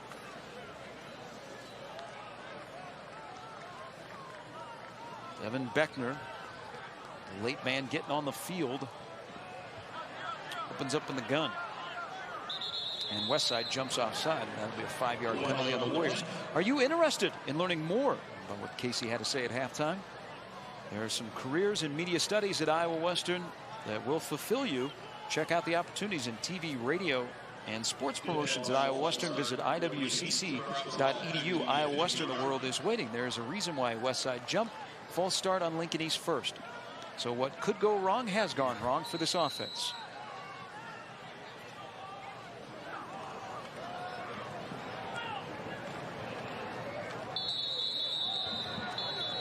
This will be another loss of a couple of yards.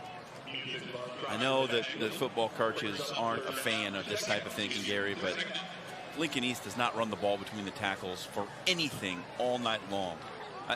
It's got to be time to abandon it. You've got to run outside. You've got to run some jet motion, sling the ball all over the yard, try to create some space somewhere and make a play. Running between the tackles, this offensive line just hasn't gotten it done. John Gingery, the head coach, trying to find an option. And this pitch play to Mothersbaugh gains about 4 yards. Dickerson in on the tackle. Well, this Westside defense is just so fast. And look, Dickerson's being held right there and still manages to keep his outside arm free and make the tackle.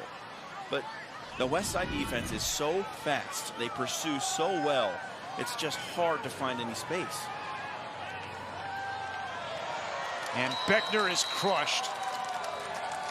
Had no chance once again as Grant Taggy came in from his defensive back spot and ran over Beckner, almost sacked him in the end zone. And Lincoln East going the wrong way again is going to have to punt, and Beckner is taking it tonight.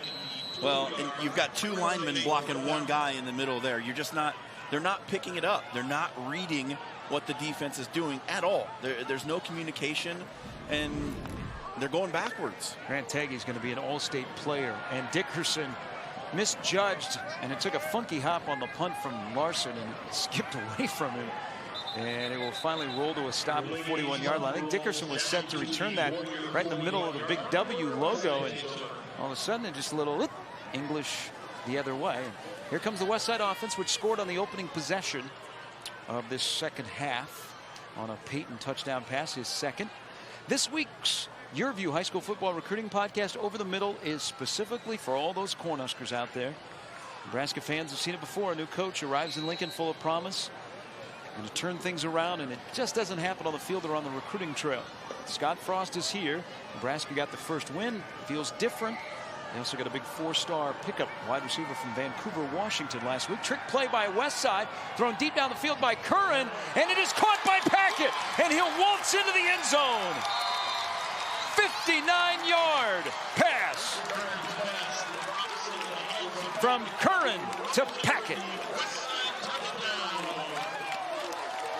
Well, Brett Curran's the backup quarterback. He also plays wide receiver. And Westside might have just closed the account on this game with this one play right here. Take a look. Play fake inside, get Curran on the reverse. And it's actually well covered on the back end.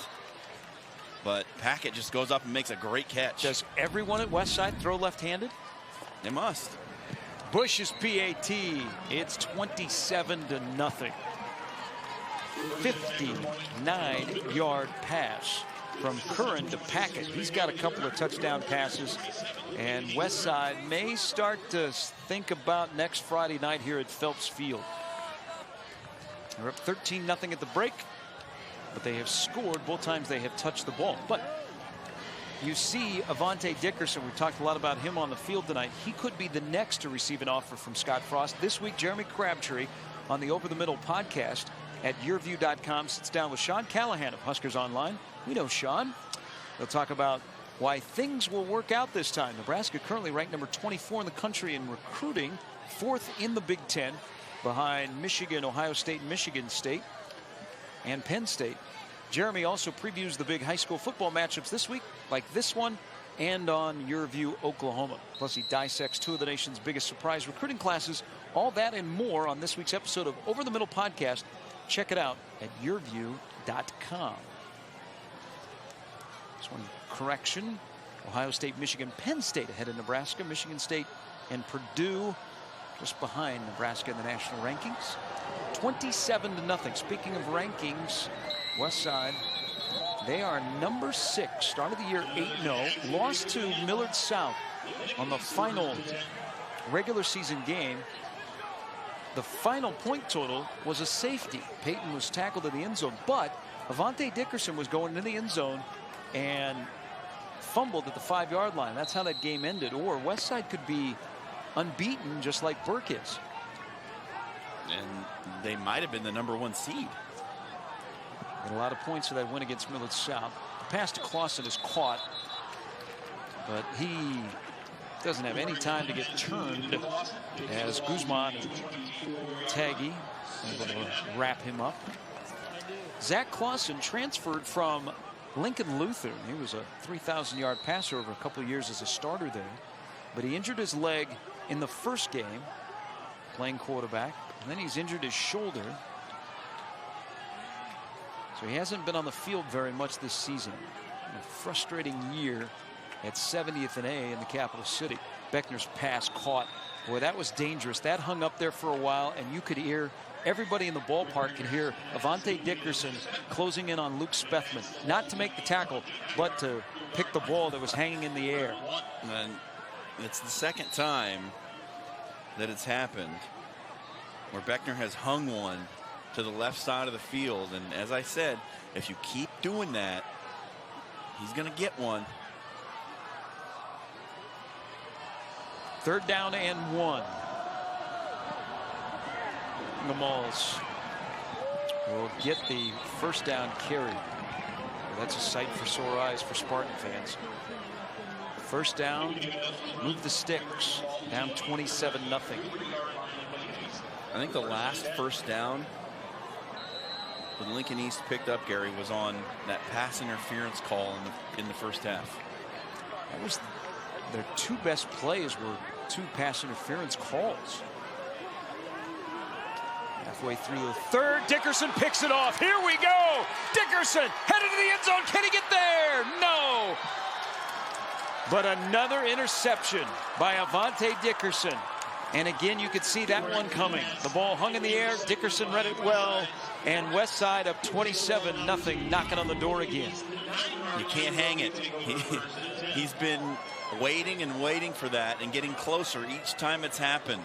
And once again, it's the 2 sprinters. Ingemels has stopped Dickerson from scoring twice in this game. Once on defense and once when he was supposed to be playing offense. But how about it? We've been saying it, Gary. You can't hang balls to the left side of the field. And the 3rd one got yanked. 27-0. Westside is 2 for 2. Scoring drives. Parsonage not going anywhere on the lead handoff. Joey Atkinson, junior defensive lineman, brought down Parsonage. So a talking point that I wanted to bring up tonight, Gary, was about the teams that you don't want to see in the postseason. And obviously, we know about Burke. They're undefeated and loaded with talent. We know Bellevue West is loaded with talent. And we know you don't really want to see Omaha North at this time of year. So I think we can leave those 3 out. But I think there are 3 more teams in this postseason that you don't really want to play.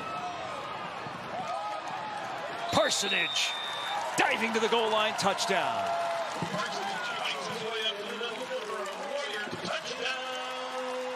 This team is on that list.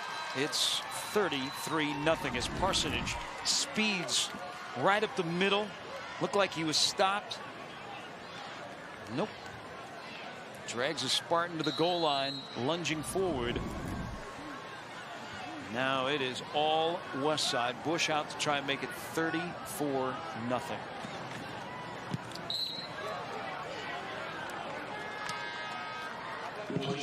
7 minutes and a second ago, it was 13-0. Now it is 34-0. Dylan Packett has a couple of touchdown receptions. Parsons now a score. Peyton a couple of touchdown passes. Even gone with some trickery. And they have their sights set on going to the quarterfinal. Again, they would host, being the higher seed, either number 5 Millard West or number 12 Creighton Prep, which is a game that is beginning a little bit later tonight with a doubleheader at Buell Stadium, where earlier today Millard South defeated Lincoln Pius the 10. We'll have another game for you next Friday. Again, stay tuned to YurView.com and all of our social media sites for the game that you will be watching a week from tonight. Well, you were right. This is one of the teams of my 3 that made the list of teams you don't want to play. With the kind of speed that they have, if you're not prepared for that, they'll run by you, which they've done tonight.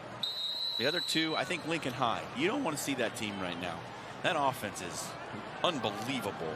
And the other one that kind of sneaks in there under the radar is a team that Lincoln East actually beat, Millard West. I don't think anybody wants to play Millard West right now. They're angry after that loss to Lincoln East, and that's a good football team.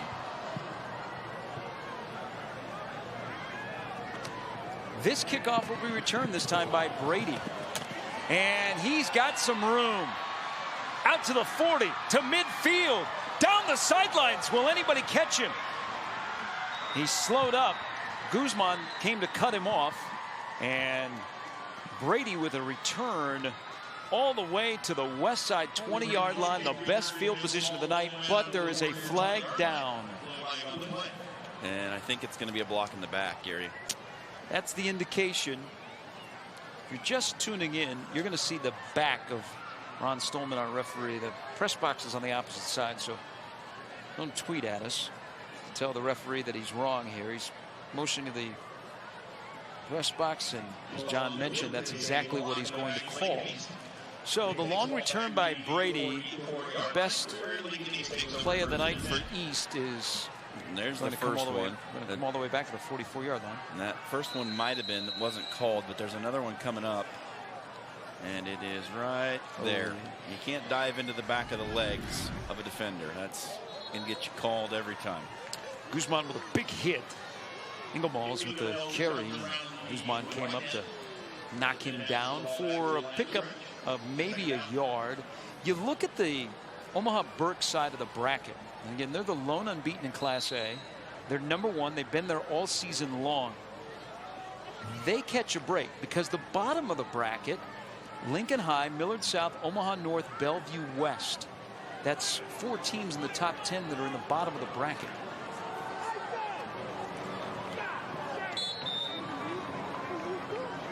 Third down and medium for Lincoln East. The Wells carry out to the 48-yard line. That's a pickup of 4. Clock running, 34-0 Westside. It was 13-0 at halftime. Westside has opened it up here in the second half. Warriors 8-1. Again, they won their first 8 games and then lost to Millard South. Millard South is one to watch as well. Big win today, 35-14 against Pius the 10th. There are teams, as we've seen, in another bad snap. Beckner trying to track it down. He does, sliding back at his own 32. And this will force John Gingery to punt the football. He thought they would have the option if they didn't get it in short yardage. Not so on a bad snap. As he taps his senior quarterback on the head, nothing he can do. Mac Larson, the punter for the Spartans, is back out there. But Millard South, West Side, teams that are having success this year, where we thought 2019 would be their year, as Dickerson calls a fair catch. Should also mention, we're talking about offers. Xavier Watts, the wide receiver from Omaha Burke.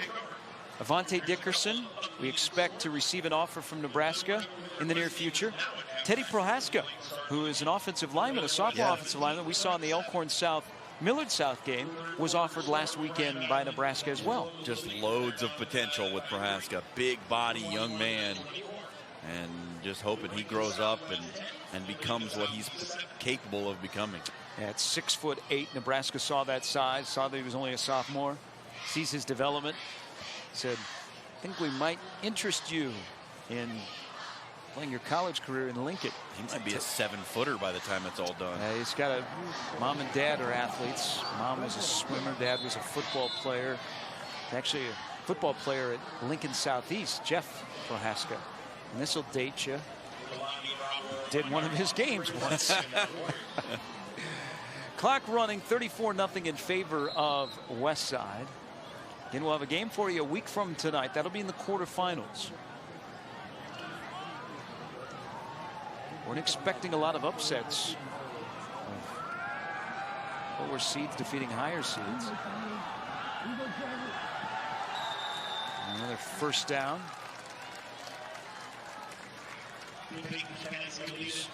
Trevor Barajas, who just caught a touchdown pass, makes a catch and has a first down. And there's a Spartan down on the field, I believe due to cramping.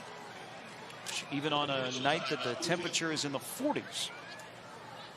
We have that issue. Iowa Western has the career choices that fit your busy schedule. Come to campus, study online, or enroll in evening classes now. Visit iwcc.edu. Iowa Western, the world is waiting. That is somebody who, it's going to be tough when that time comes to take off that Spartan jersey. It's Braden Sullen, twin brother Barrett, and kind of quirky with Lincoln East. They have gone now a few years in a row where the linebacker spot has been held by twins. They had the Makovica twins, whose eligibility expired last year. They had Josh and Noel, who started for John Gingery 15-16 season. And now the Sellens for the last two. Makes his way to the sidelines. 2:52 to go here in the third quarter.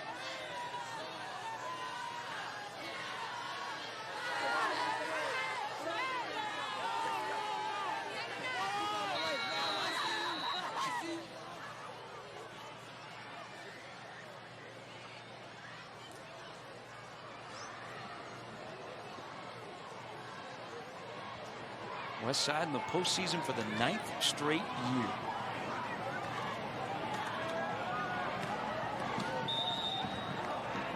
And not much room to run for Kalani. Brought down on the play by Devin Beckner. At this point, Gary, winding down to the end of the third quarter, 34-point lead. I expect we're going to see a lot of this. Westside just turn around, hand the ball off, let the play clock run down, get out of here, escape with your health, move on to the next. Bellevue West leads Kearney with a minute to go in the third quarter, 10-3. That's a little bit of a surprise score. I mean, if you asked anybody, they probably would have said, oh, Bellevue West by 20. 7-point lead late in that game. A little unexpected. There's a flag down. Kalani downfield into the defensive backfield. But I believe this is going to come back. We've not had a lot of penalties tonight.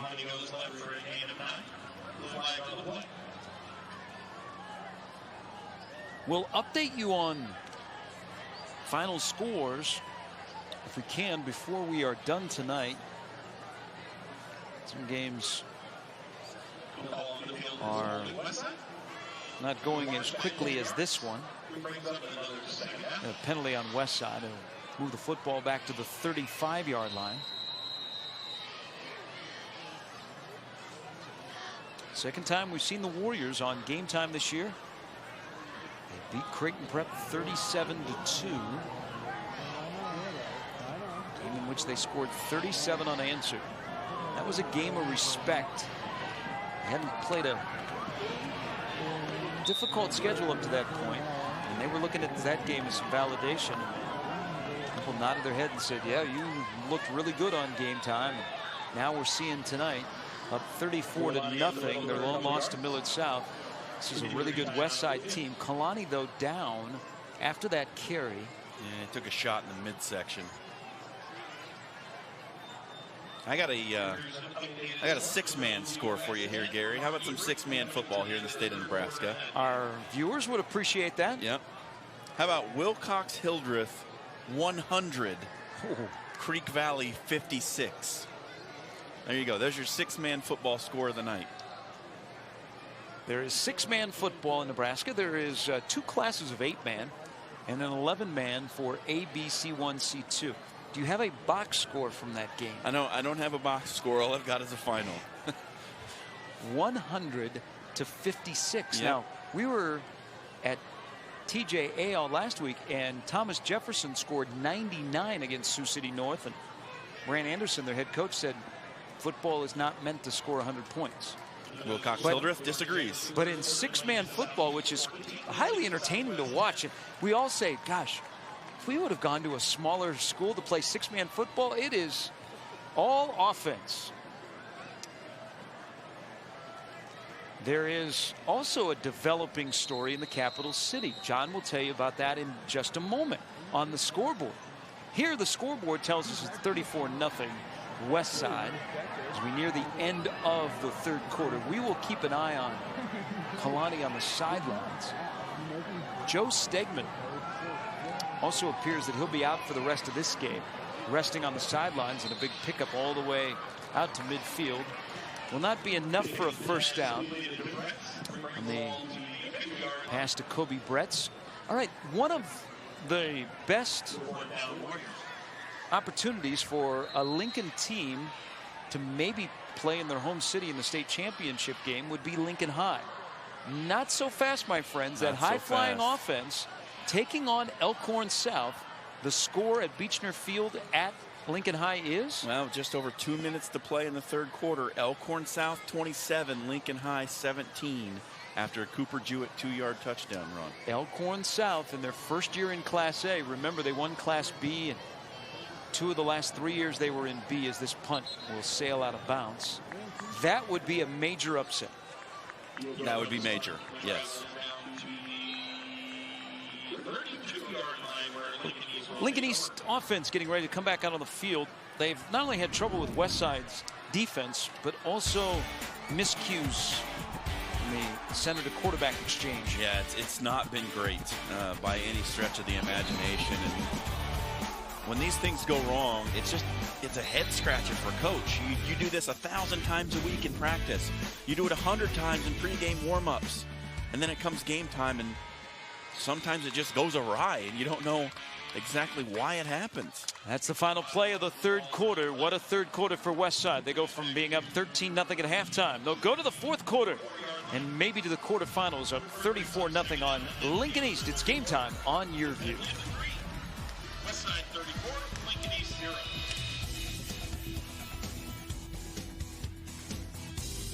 Okay, it's decision time. I want to take classes I need, spend less time working to pay for them. I want flexibility to transfer my credits. I want to get started now.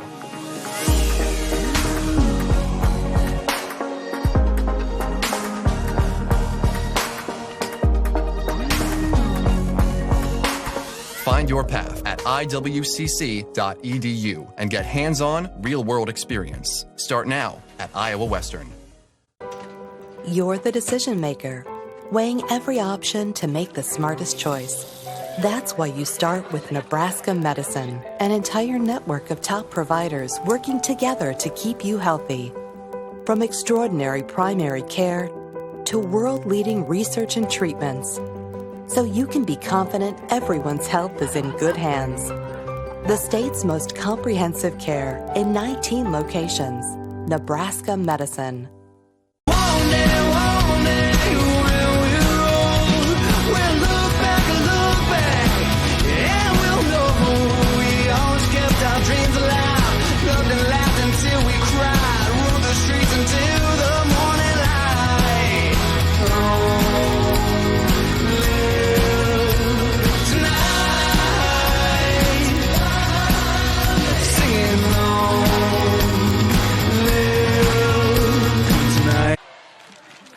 This is how the 4th quarter starts. On the exchange, the fumble, the recovery by Taggy. And Westside, after a big 3rd quarter in which they put up 21 points, now they're looking to add to that. And a seal of trip to the quarterfinals. Let's take a look back at that third quarter. It was 13-0 at halftime. It starts with a great performance by the Westside defense, and then a little sneak out touchdown to the tight end. Brett Curran on the reverse pass. Dylan Packett says, thank you, I'll have that. Races in for the touchdown, and Avante Dickerson says, I'll have that one as well. And Parsonage capped that off with a 9-yard touchdown run. And that is how we got to where we are. Now Brett Freund will take advantage of being up 34-0 in the fourth quarter, get some players some playoff experience. TJ Ingram is in, and he is welcome to the playoffs. Hounded and surrounded and dropped by a host of Spartans. And we look up and down the west side sidelines, and they battled some injuries late in the year. Sam Parsonage and Joe Stegman being attended to. Doesn't appear to be anything serious. And they will host next week either Millard West or Creighton Prep.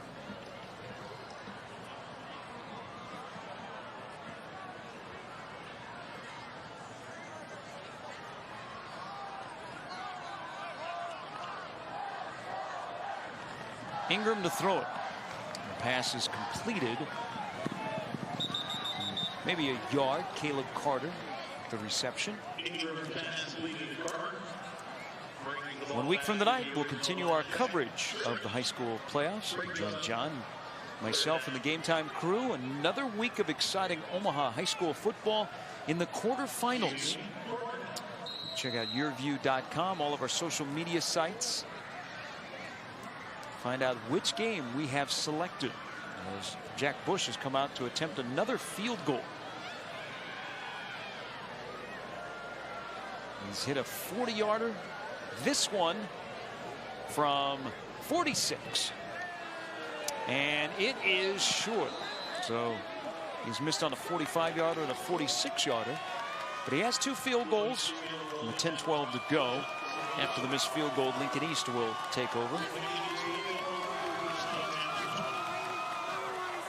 Westside students, it's their pink out tonight.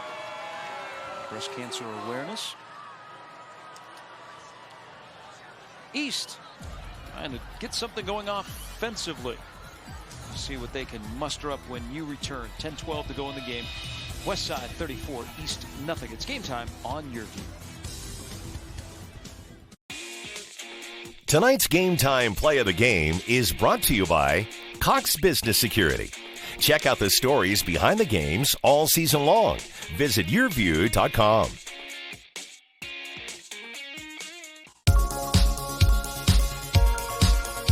This is Rose. Rose was destined to be different, to be a small business owner. She chose Cox Business because we're different too. We got to know Rose. And while she likes to take risks in the kitchen, we made it easy to keep an eye on safety. It's just another way we do business differently. Cox Business Security Solutions.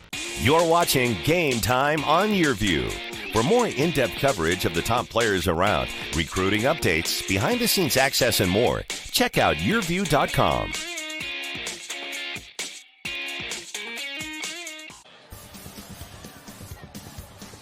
You don't have to miss any of the big games in high school football. You can take us along, catch games like this one streaming live on YurView.com. Once there, click on live, and there you'll find the games we are streaming from around the country.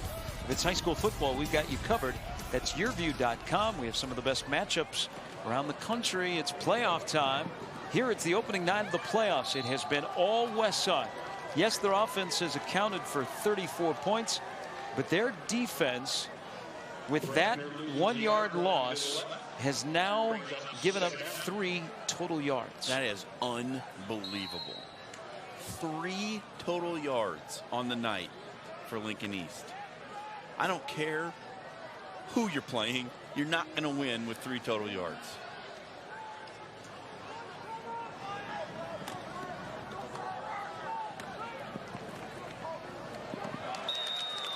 And with that loss, they, I believe, will be at 0 total yards. Great pursuit by the East defense.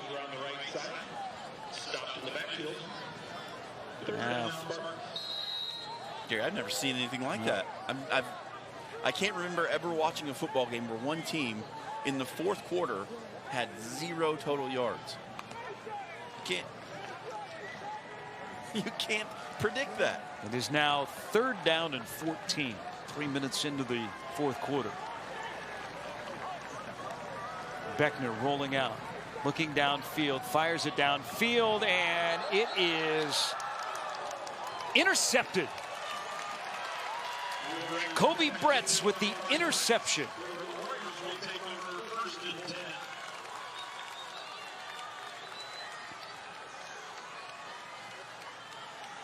What a performance by this defense tonight. All the chatter we had this week was about the Lincoln East defense and how good they were. And this Westside defense just came out here tonight and said, hey, what about us? How about our defense? And for John Gingery and company, it is going to be a night they will want to forget.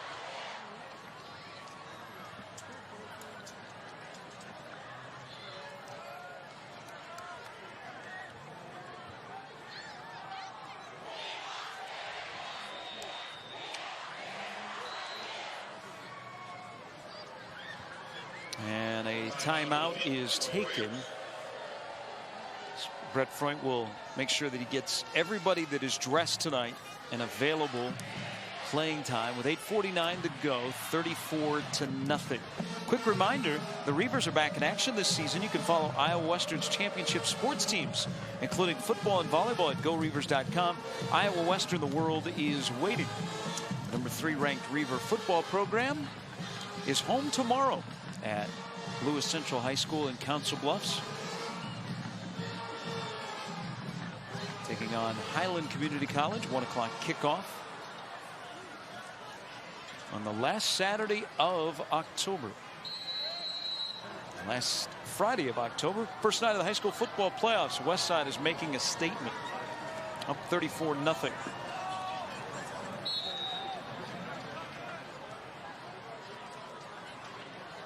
Bodie Harrell with the carry.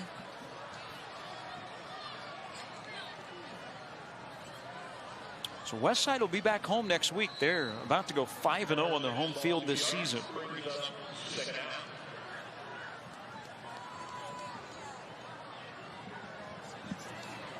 It's been a pretty good performance by this Westside bunch tonight. That third quarter blitz that they put on just removed all doubt. I mean, they had the 13-0 lead and just emptied the chamber in the third quarter, and there was nothing left for Lincoln East to do.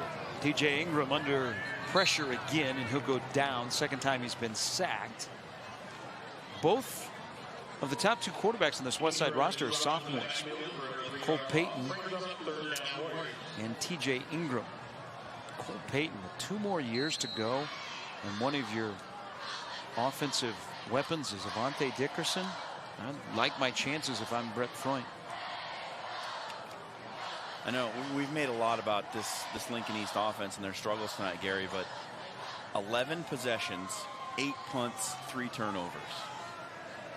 That's how you get to 0 total yards offense.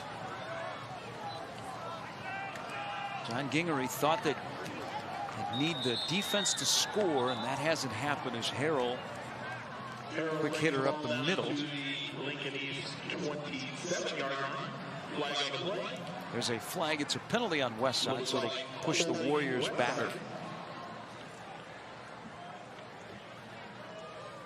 Stay tuned. At the end of the game, we'll have some stats, analysis, highlights, and our player of the game, defensive play of the game as well. I have one in mind.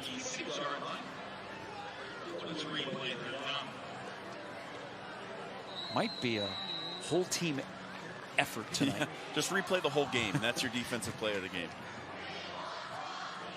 Our guys in the truck right now are scrambling. They're like, that was not planned. Did John just say play every defensive play tonight for Westside? Yes, he did. Ingram's going to be tackled behind the line of scrimmage once again. Yeah, Westside offense is going the wrong way. Got a lot of youngsters in there, not a lot of the first teamers left in the game at this point, but on 4th down and 28, they will punt it away. Also, before we sign off tonight, don't forget we're back with you next week for another night of playoff football on Game Time. It'll be the quarterfinals. We will try and get you as many final scores from Class A as we can. And this punt will sail out of bounds. Westside 13-0 at halftime, 21 points in the third quarter. East tonight, where they've generated 0 yards of total offense and have had no breaks in terms of field position. They lost 18 yards on their first 2 snaps, and they had a long run. They couldn't do anything with it when they got the ball at midfield. I'm struggling to remember, Gary, if on that, after that long run by Ingemels, did Lincoln East run a play in Westside territory? I don't think that they did. I think they were just short of midfield. So Lincoln East has not run a play in Westside territory all night long. Austin Schneider with a pickup of 8 halfway through the fourth quarter. There is the availability of a running clock in the postseason. We're at 34 right now. Austin Schneider carries for a first down. Well, he's going to break that goose egg off the total yards mark here at the end of the game. He is the heir apparent at quarterback to Devin Beckner. His Lincoln East season's going to end at 5-5, and Westside will move on at 9-1. Do we have to start thinking about Westside as a serious contender? I mean, we came in kind of wondering, like, man, what is this team? Pass incomplete. Trying to sell it is Brett Thorell, but the ball hit the field turf. And I think Westside has had the benefit a little bit all season of people looking at their roster and going, they're small, we'll run right over them. And you probably would have gotten a lot of people on the Lincoln East side saying, yeah, I think we can do something against this defense. They're undersized. If we run straight at them, we can bully them down the field and we'll score enough points. Defense will hang on. We'll win the game. That was the game plan from the outset for Lincoln East. But I don't know, Gary. I think that even us here in the booth before the game, you and I said, it's kind of hard to figure this team out. Who have they really played? The only kind of top-tier team that they played, they lost to. If they can keep putting these performances together, watch out. Ian Pinero with the tackle for loss. There is a flag down. Out in central Nebraska, the defending state champions, Omaha North. Grand Island has just kicked a field goal with 5 minutes to go to tie the game at 24. That was a game in which North was up 10-0 early on. That's right. The penalty on Westside will move the ball out to the 41-yard line.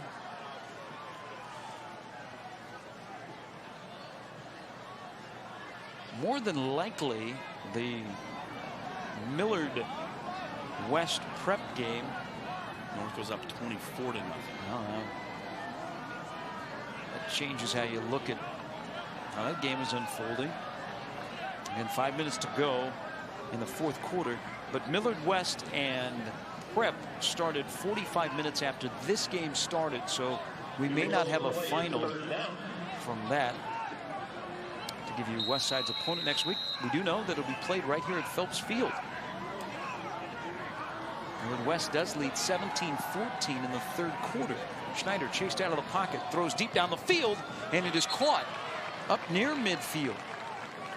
Good reception on the run with a defensive back all over him. Corey Carpenter hauls it in. And East may cross midfield for the first time tonight. It is 4th down and 2, down 34-0. And John Gingery, 22 years as the head coach, was one of the most respected coaches, regardless of sport, in the city of Lincoln. Bellevue West up 10-3 late in their game against Kearney. And a first down carry on 4th and short. Lamels. Again, Westside is shuffling players in and out. Their #1 offense and #1 defense been on the sidelines for the last couple of series. Lone loss this year to Millard South. Millard South has already won today. They beat Lincoln Pius X 35-14. We've got Lincoln High in danger of being upset by Elkhorn South. The defending champs are tied at 24 with Grand Island late. Late pitch. Ingemals, he avoided the tackle. That was a bad pitch. Schneider just threw it up, and he was bailed out, and it actually will go down as a 4-yard carry. That was awkward. Trying to run the option, gets hung up inside, and a high floated pitch. And Ingemels makes a man miss, runs over another. Schneider keeps it, now cuts the outside, looking for a block downfield, and he's got a seam. And he is brought down at the 21-yard line. That's a pickup of 18 on the quarterback run. Schneider's only a sophomore. He's 6 foot, 185 pounds. He had come into this game, Gary, with 38 carries for 240 yards and 2 touchdowns on the year. As you highlighted early in this game, all the quarterback shuffling that this team has been through, he's played a little bit and has shown himself to be an effective runner here tonight. I'd like to head down I-80 with some points. Curran is still in the game with a tackle on the ball carrier, which is Edward Lankus. Yeah, Edward Lankus is in the program at 5'8", but there's no way Edward Lankus is 5'8". Clock running now, 2:38 to go. Lots coming up on the post game, and even more a week from tonight. We'll have quarterfinal action for you right here on Game Time. Schneider drops back to pass, heaves it down the sidelines towards the end zone. It is caught by Clausen, the big 6'6", transfer from Lincoln Luther. Hauls it in, and then he's upended at the 6-yard line, so it'll be first down and goal for the Spartans. It's a good job by Clausen to go up and get the football, hold on to it through contact. Chance for the Spartans to get that 0 off the scoreboard. Best drive of the night for Lincoln East. They'll snap it with about 2 minutes to go in the game.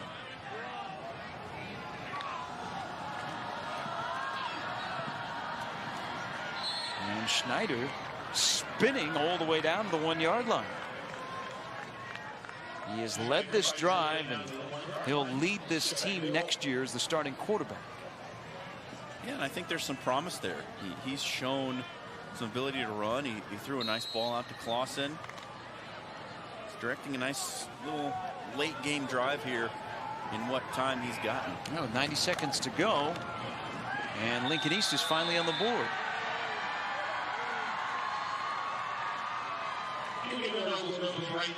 Blake Ingemels with the touchdown.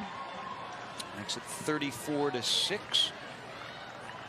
Much to the enjoyment of Lincoln East fans that have made the trip from the capital city. Quick trip up Interstate 80. Lincoln East, a good athletic high school, boys and girls.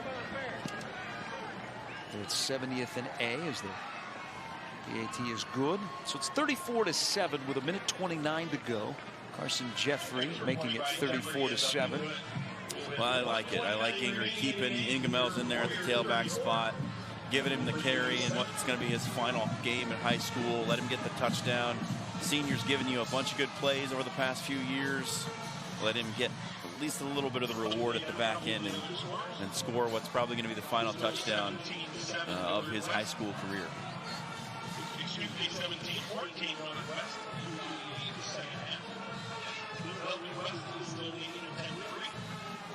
For Westside, train rolls on. They're going to have a tough one in the next round, no matter who comes out of the other side of this pairing. But I'll tell you what, I think they've made believers out of you and I. Yes. Everybody scrolls through their social media feed to get updated on scores.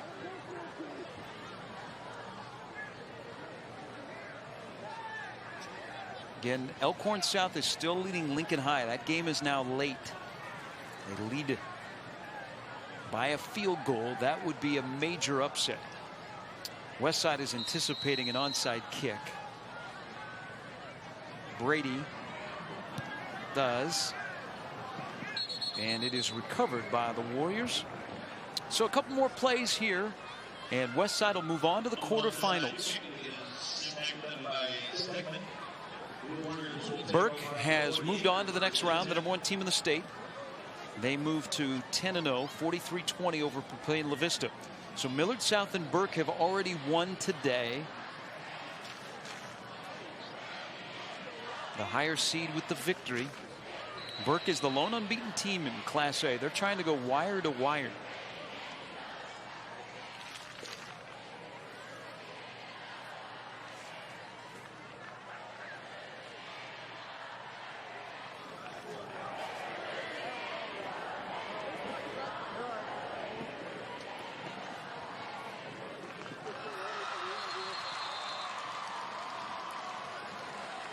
We could have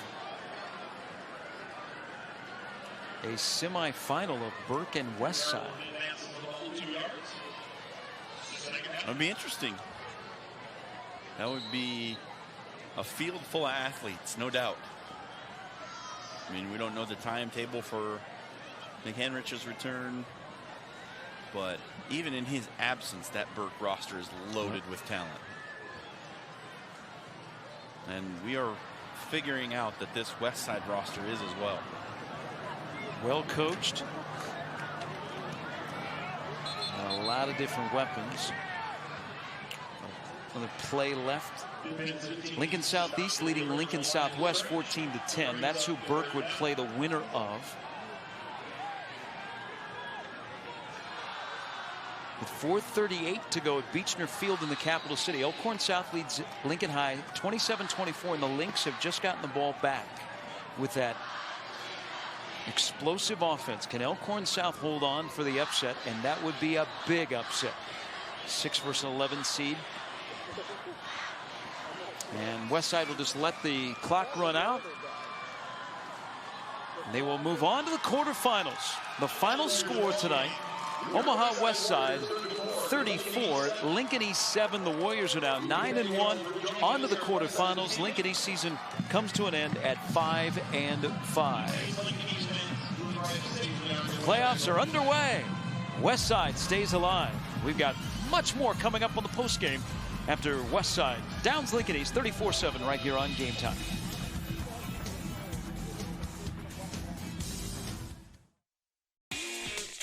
Tonight's Game Time Player of the Game is brought to you by Iowa Western. The world is waiting. Check out the stories behind the games all season long. Visit YurView.com. Now at H&H, Factory Direct Clearance Pre-Owned. As a new car dealer, we get access to Factory Direct used vehicles before the public. And we just got a shipment at all 3 locations. Visit hhautomotive.com and click Factory Direct to see them all. Deals like this 2017 Camry, only $16,000. We're passing the savings on to you at all 3 H&H locations. Or shop online, hhautomotive.com.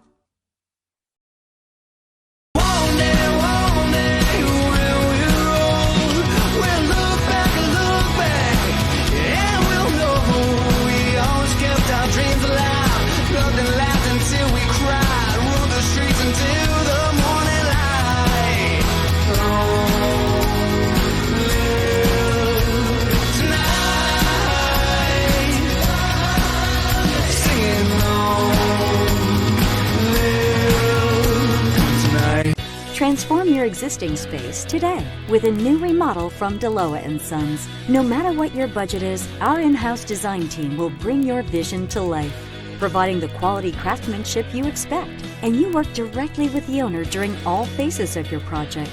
remodeling residential and commercial spaces for over 20 years. DeLoa & Sons. Design, build, remodel. Start your new project today. Call or learn more at DeLoaConstruction.com. You're watching Game Time on YurView. For more in-depth coverage of the top players around, recruiting updates, behind-the-scenes access, and more, check out YurView.com.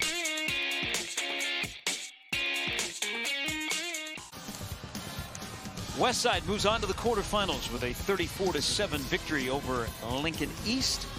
They will stay at home. They'll play the winner of Millard West and Creighton Prep. Midway through the third quarter, Millard West leads Creighton Prep 17-14. Let's talk with the victorious head coach, Brett Freund of Westside. Coach, congratulations. Pretty thorough effort tonight for your guys. Thanks, fellas. I appreciate that.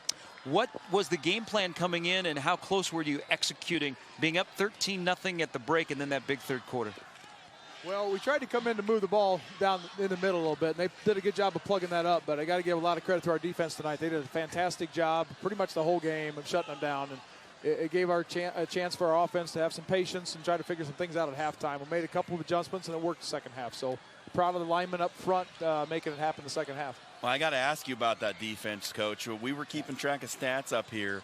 After one possession in the fourth quarter, your defense had allowed 0 total yards. Have you ever been a part of anything like that before? I can't say that I have, but we knew we were pretty close to that until the last drive there. But, again, really proud of the guys. They locked in all week on the game plan, and they were ready to go, and we knew they were ready to go. I didn't think it'd go that well, but when you get that kind of production, that's exciting. Is Grant Taggy actually all over the field? Because it seemed like every play tonight defensively he was making the stop. He's putting up some numbers we haven't seen in a long time. He's been a great, great defensive player all year long, the best I've seen in Class A, and we put him where the ball's going to go every time because he makes plays for us up and down the field. Coach, congratulations. Enjoy the rest of the week, and you're back home a week from tonight. Thanks, fellas. Appreciate it. It's Brett Freund, the head coach of Westside. 34-7, Warriors defeat Lincoln East. Quick little update here.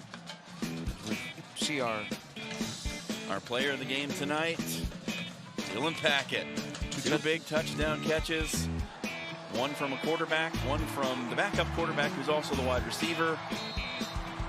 Those two big touchdown catches really broke the dam in this game. Dylan Packett, your player of the game tonight. Here's scores right now, and we're going to kind of update these on the fly because there's a lot of stuff going on here in the last minute around the state. Number 1, Omaha Burke defeats Papillion La Vista 43-20. Lincoln Southeast trying to hold on against Lincoln Southwest 14-10 in the fourth. Millard West and Creighton Prep have just gone to the fourth. The winner of that game will be here next Friday to take on Westside.